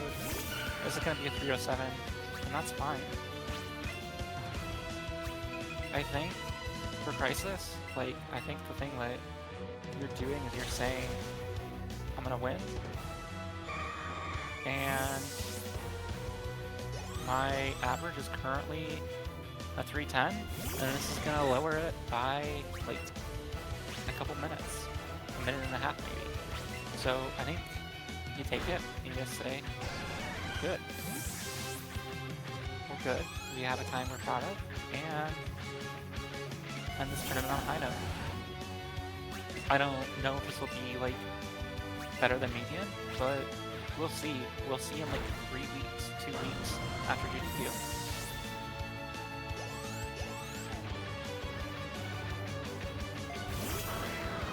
Yes, you don't always get speed on turn 2 with EV version because you sometimes will outspeed. So you don't always have to get speed on turn 2. That's between you and your notes to know when that's appropriate or not.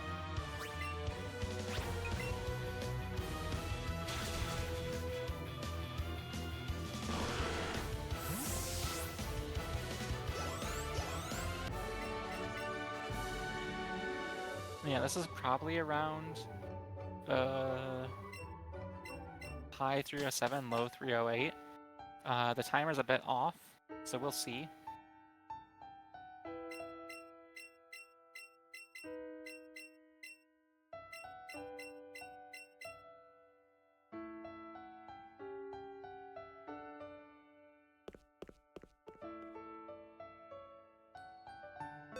Then what I'm doing right now is I'm going to stop this timer roughly when it should be stopped. In Crisis, feel free to jump in after you've hit .done in race time.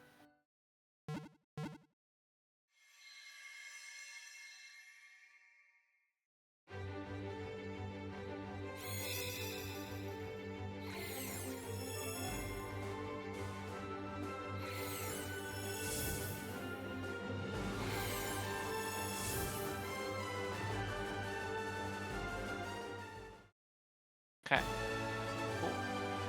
And we're gonna switch over one racer. We're gonna just transition live on stream. And there we go, we have audio.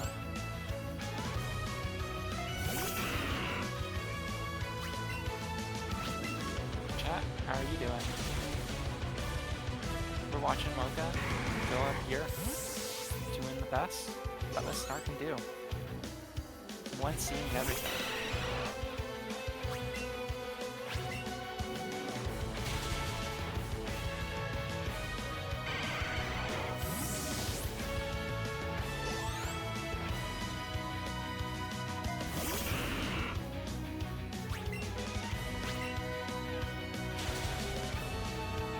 Okay, we're through Agatha. I'm gonna take a sip of water real quick. I'll be right back.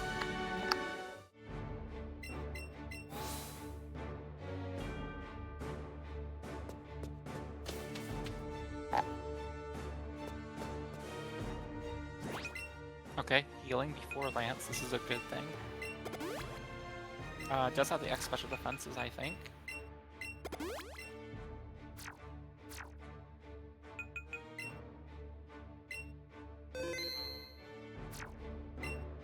I don't remember seeing the X special defenses bought for Mocha, but I trust that they are in the bag. I imagine that you don't do this without them, but I don't remember seeing them bought. I'm probably the person who's wrong here.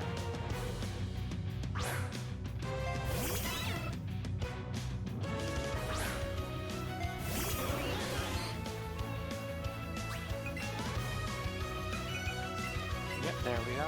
I was wrong.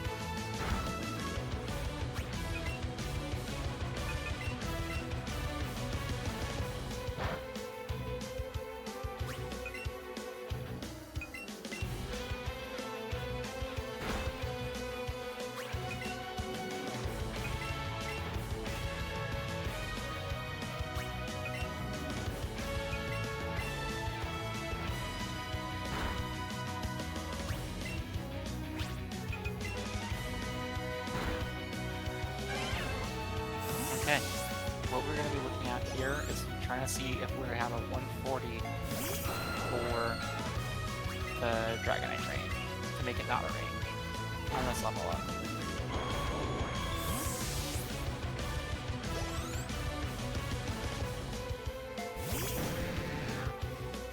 Okay, do we get the Gyarados? Yeah. Big hit! Exactly. Get it.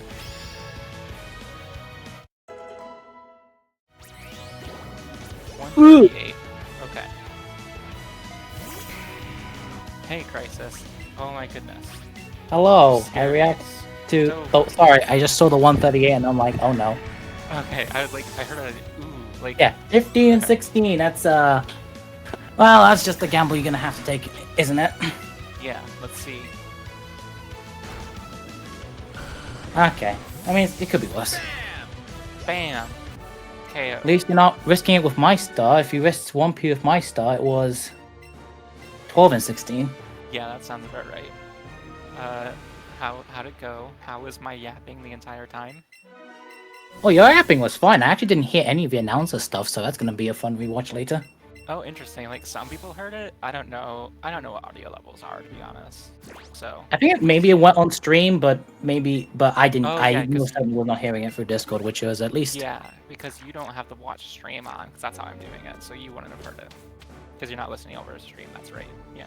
Yeah. But yeah, I think this should, like, this brings down your average about a minute or two, I think. So that's good. Yeah. I mean, the problem is that this is still early days, and essentially means that both Ian and I have to have a chance to get into top cut. Essentially, what was my perspective was that I did not know what the median time was, but I knew at least Ian's time, and I was trying to beat that, because if I beat his time, it either means that either both of us have 7 or one of us has 7. Yeah. But now that I didn't beat his time, it's now if he doesn't get 7, I don't get 7. Yeah, I think the thing that, like, when I was, like, looking, like, at bracket stuff, was largely, like, trying to decide, like, do I think people are going to DNF at a higher rate, right? Like, Yeah, if people can't start to make that DNF in their races, then the medium is going to be fudged. Yeah. Like, it feels like, to me, personally, like, the amount of DNFs in this round should be lower. But, In theory, it should, but in practice, it's not always going to be the case, because I've also done a little bit of an interesting thing, was that for round 2 and round 3, I decided to calculate the mediums of the times, but only including the runners who actually qualified for round 4. And let's just say I'm not exactly confident that this will beat the median. missing. So the but round 2 plus medium that I 4 calculated was missing. 307.08, and the round 3 medium was 306.04. So Yeah, so yeah, like that would have been like right between me and Edda, right? So I don't know exactly like who got the who had the mediums. I just calculated it, and I'm like, yep. Well, I'll just take this as a blessing in disguise to stop. Yeah, Amber, that was a scald. I think Mocha did scald the second time, because Pidgeot missed the +4 range on Pidgeot, and then scald to KO without the heal, but then burn and got a good scald plus burn control, so that KO'd Pidgeot. But yeah, it's gonna be a little annoying because we have to wait 2 weeks for the results to pan out now, Yeah. and all you get to But do honestly, is, like, I don't sit mind if back I and don't watch. get to the next round. I'll just submit the last race, my previous race's PB, because I did locally record that.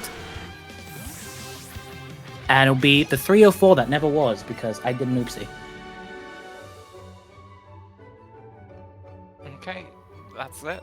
Mocha's done. Just has to manage through some stuff. 316, I think. This is the Yeah. time. If I can actually math.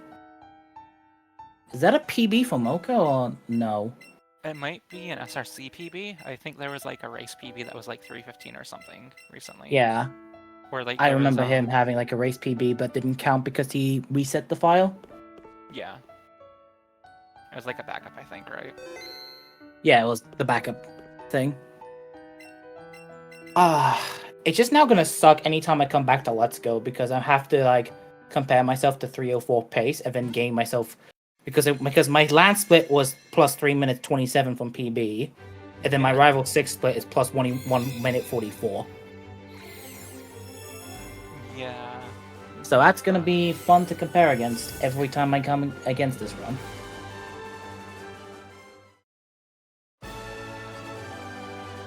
Okay. And that's a GG's to Mocha. Hello there. That was fun. How was the yapping? Yet again, another minus special attack. Special attack EV. Minus attack, right? Yeah, that's what I meant, minus attack EV. Yeah. Yeah, that was fun having to do my last race with minus attack EV yet again. I had just one race where I did not have minus attack, and I won that race. So I mean, if we want a race comment, this run was, I mean, it was actually pretty good until I hit the trainer that I forgot to stop hitting up afterwards because I was like not paying attention too much, and I was like, oh, shoot. This Sand trainer's not Slash. bad. Oh, that's an Onyx. That's not great. Yeah. Yeah, I hit that one in my last race last year, and I like had to toxic it when it was underground because it dug the Sand Slash, and it was just bad. It lost me like 3 minutes. It was really unfortunate. Yeah, thankfully I did get a flinch, which was at least a nice thing to see. Yeah. I did have to burn an X attack, but thankfully I've always end up having 2 extra X attacks anyway. And most of the time I don't even go for Dodrio strats because most of the time it doesn't evolve in time. So it's like I don't really care enough for Dodrio strats to have an X attack. I would just risk it with Fire Blast. It's like, yeah, Fire Blast is a risk, but we also use Hydro Pump in this run, and that's a worse risk. So I'm willing to take an 85. Yeah. Yeah, you're not playing Collar, you're not clicking it every other turn. That's fine. But yeah. And wow, this Starmie actually kind of is bad. Yeah, someone did message me and said they did find the special attack that was missing from your star. We just Oh couldn't no, give it to it's you. like Yeah. I saw when Star U becomes, when you see Star U stats for the first time. It's like I don't necessarily know the numbers. The only rule I know is you see 7, it's bad, and you see 8 is good. Yeah. And I think I saw like 77 or something. Yeah, it was I think 75 on the first level up after like the first level, right? I just know that when I taught Hydro Pump, when I taught Scold at level 45, it was 108 special attack. Yeah. And you were also you missed the muck range on Archer 2 Yep. because you were And I was like, I probably shouldn't have bought X special defenders at that point because, well, there was no way I was able to do One Piece strat. Well, I could do One Piece strats with this Starmie, but it's like I'm gonna have to have some fun ranges, and I was like, nah, probably not. Probably not worth doing. And so I just said, let's just finish this run. It's not a fantastic run. It does get my average down because I had like that 1-3-14 because Giovanni killed me and I didn't know how to get back because I didn't save. And the 314 gets dropped too. And so it's like what? I got like what is it? A 306, a 309, and a 308. So I mean that's not a bad average for this round. I mean last tournament I couldn't even get myself a sub 310 to save my life, and now I can do it at least three times, so definitely have improved, but Well, Mocha, you're relatively new to Let's Go, right? I just started this tournament. Yeah. How was the like progression throughout the tournament for you? Like, how did you feel learning? How was like the community, you know, the feedback and stuff, the races? How was it? Yeah, it's been good. Like I never expected me to get anywhere close to like 315 like this quickly. Yeah. But yeah, it's been great. I'm surprised at how well I've done in this. Yeah, it's really interesting because like I feel like Pokemon runs are especially like susceptible to like just huge time saves after your first few, and like as you start learning, like you just can get tens of minutes saved, and it's really rewarding to do that. Yeah, it is. And I'm still gonna practice, and when I get that sub 310, I am gonna learn Pika. So Yeah, and we all in the Discord, there will be people like consistently willing to race, you know, just ping the race enjoyer role. Anybody want to race tomorrow and see if they're up for it. These people love this game. Wild. notice that. Yeah. Uh, but yeah, I'm tired, so I want to just go to the upcoming races. If there's anything else y'all want to say I mean, I before do that. believe, Mocha, that you will be better in like a year because last year was the first time I actually played. Well, not necessarily played, but like actually speedrun Let's Go after only playing it in launch and never playing it ever again. So it's like I feel like that if I can get to where I am in a year, I think you can too. Yeah, I'm looking forward to what progression I have in this next year. Okay. Right, now it's time to put me in case I don't get to top cut to put the game down for another year. Yeah. And then, speaking of another year, how about another week? How about another day this week?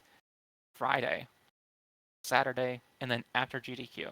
So, June 28th, 6 p.m. Eastern Time, Etchy, Poketax, The Attorney, and Thomas Patrick WX, the Weatherman, will be racing on this channel at 6 p.m. Eastern Time this Friday. Be there. I'll be there. I'll be yapping at you again. This is going to be a great race. I forget what points these are on. I think they're all on 6 points. So They are. win and in, second place and probably in, lose and you're out. So one of these players won't be advancing to top 9, maybe 2 of them. We'll see. Then Saturday morning for Eastern Time people, we have Saiyan, Urgote, and Headstrong. I believe this is the 988 match. So all This is these the people 988.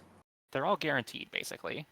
But Uh, do want to give an interesting but on this is that this is an interesting race because this most likely will decide which seeding is.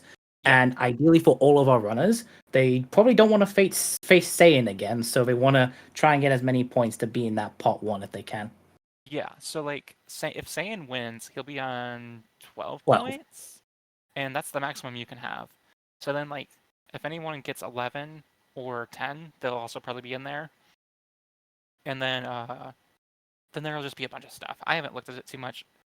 I it hasn't been relevant to me, but Saturday morning, be here, we'll be here, and we'll be talking in chat.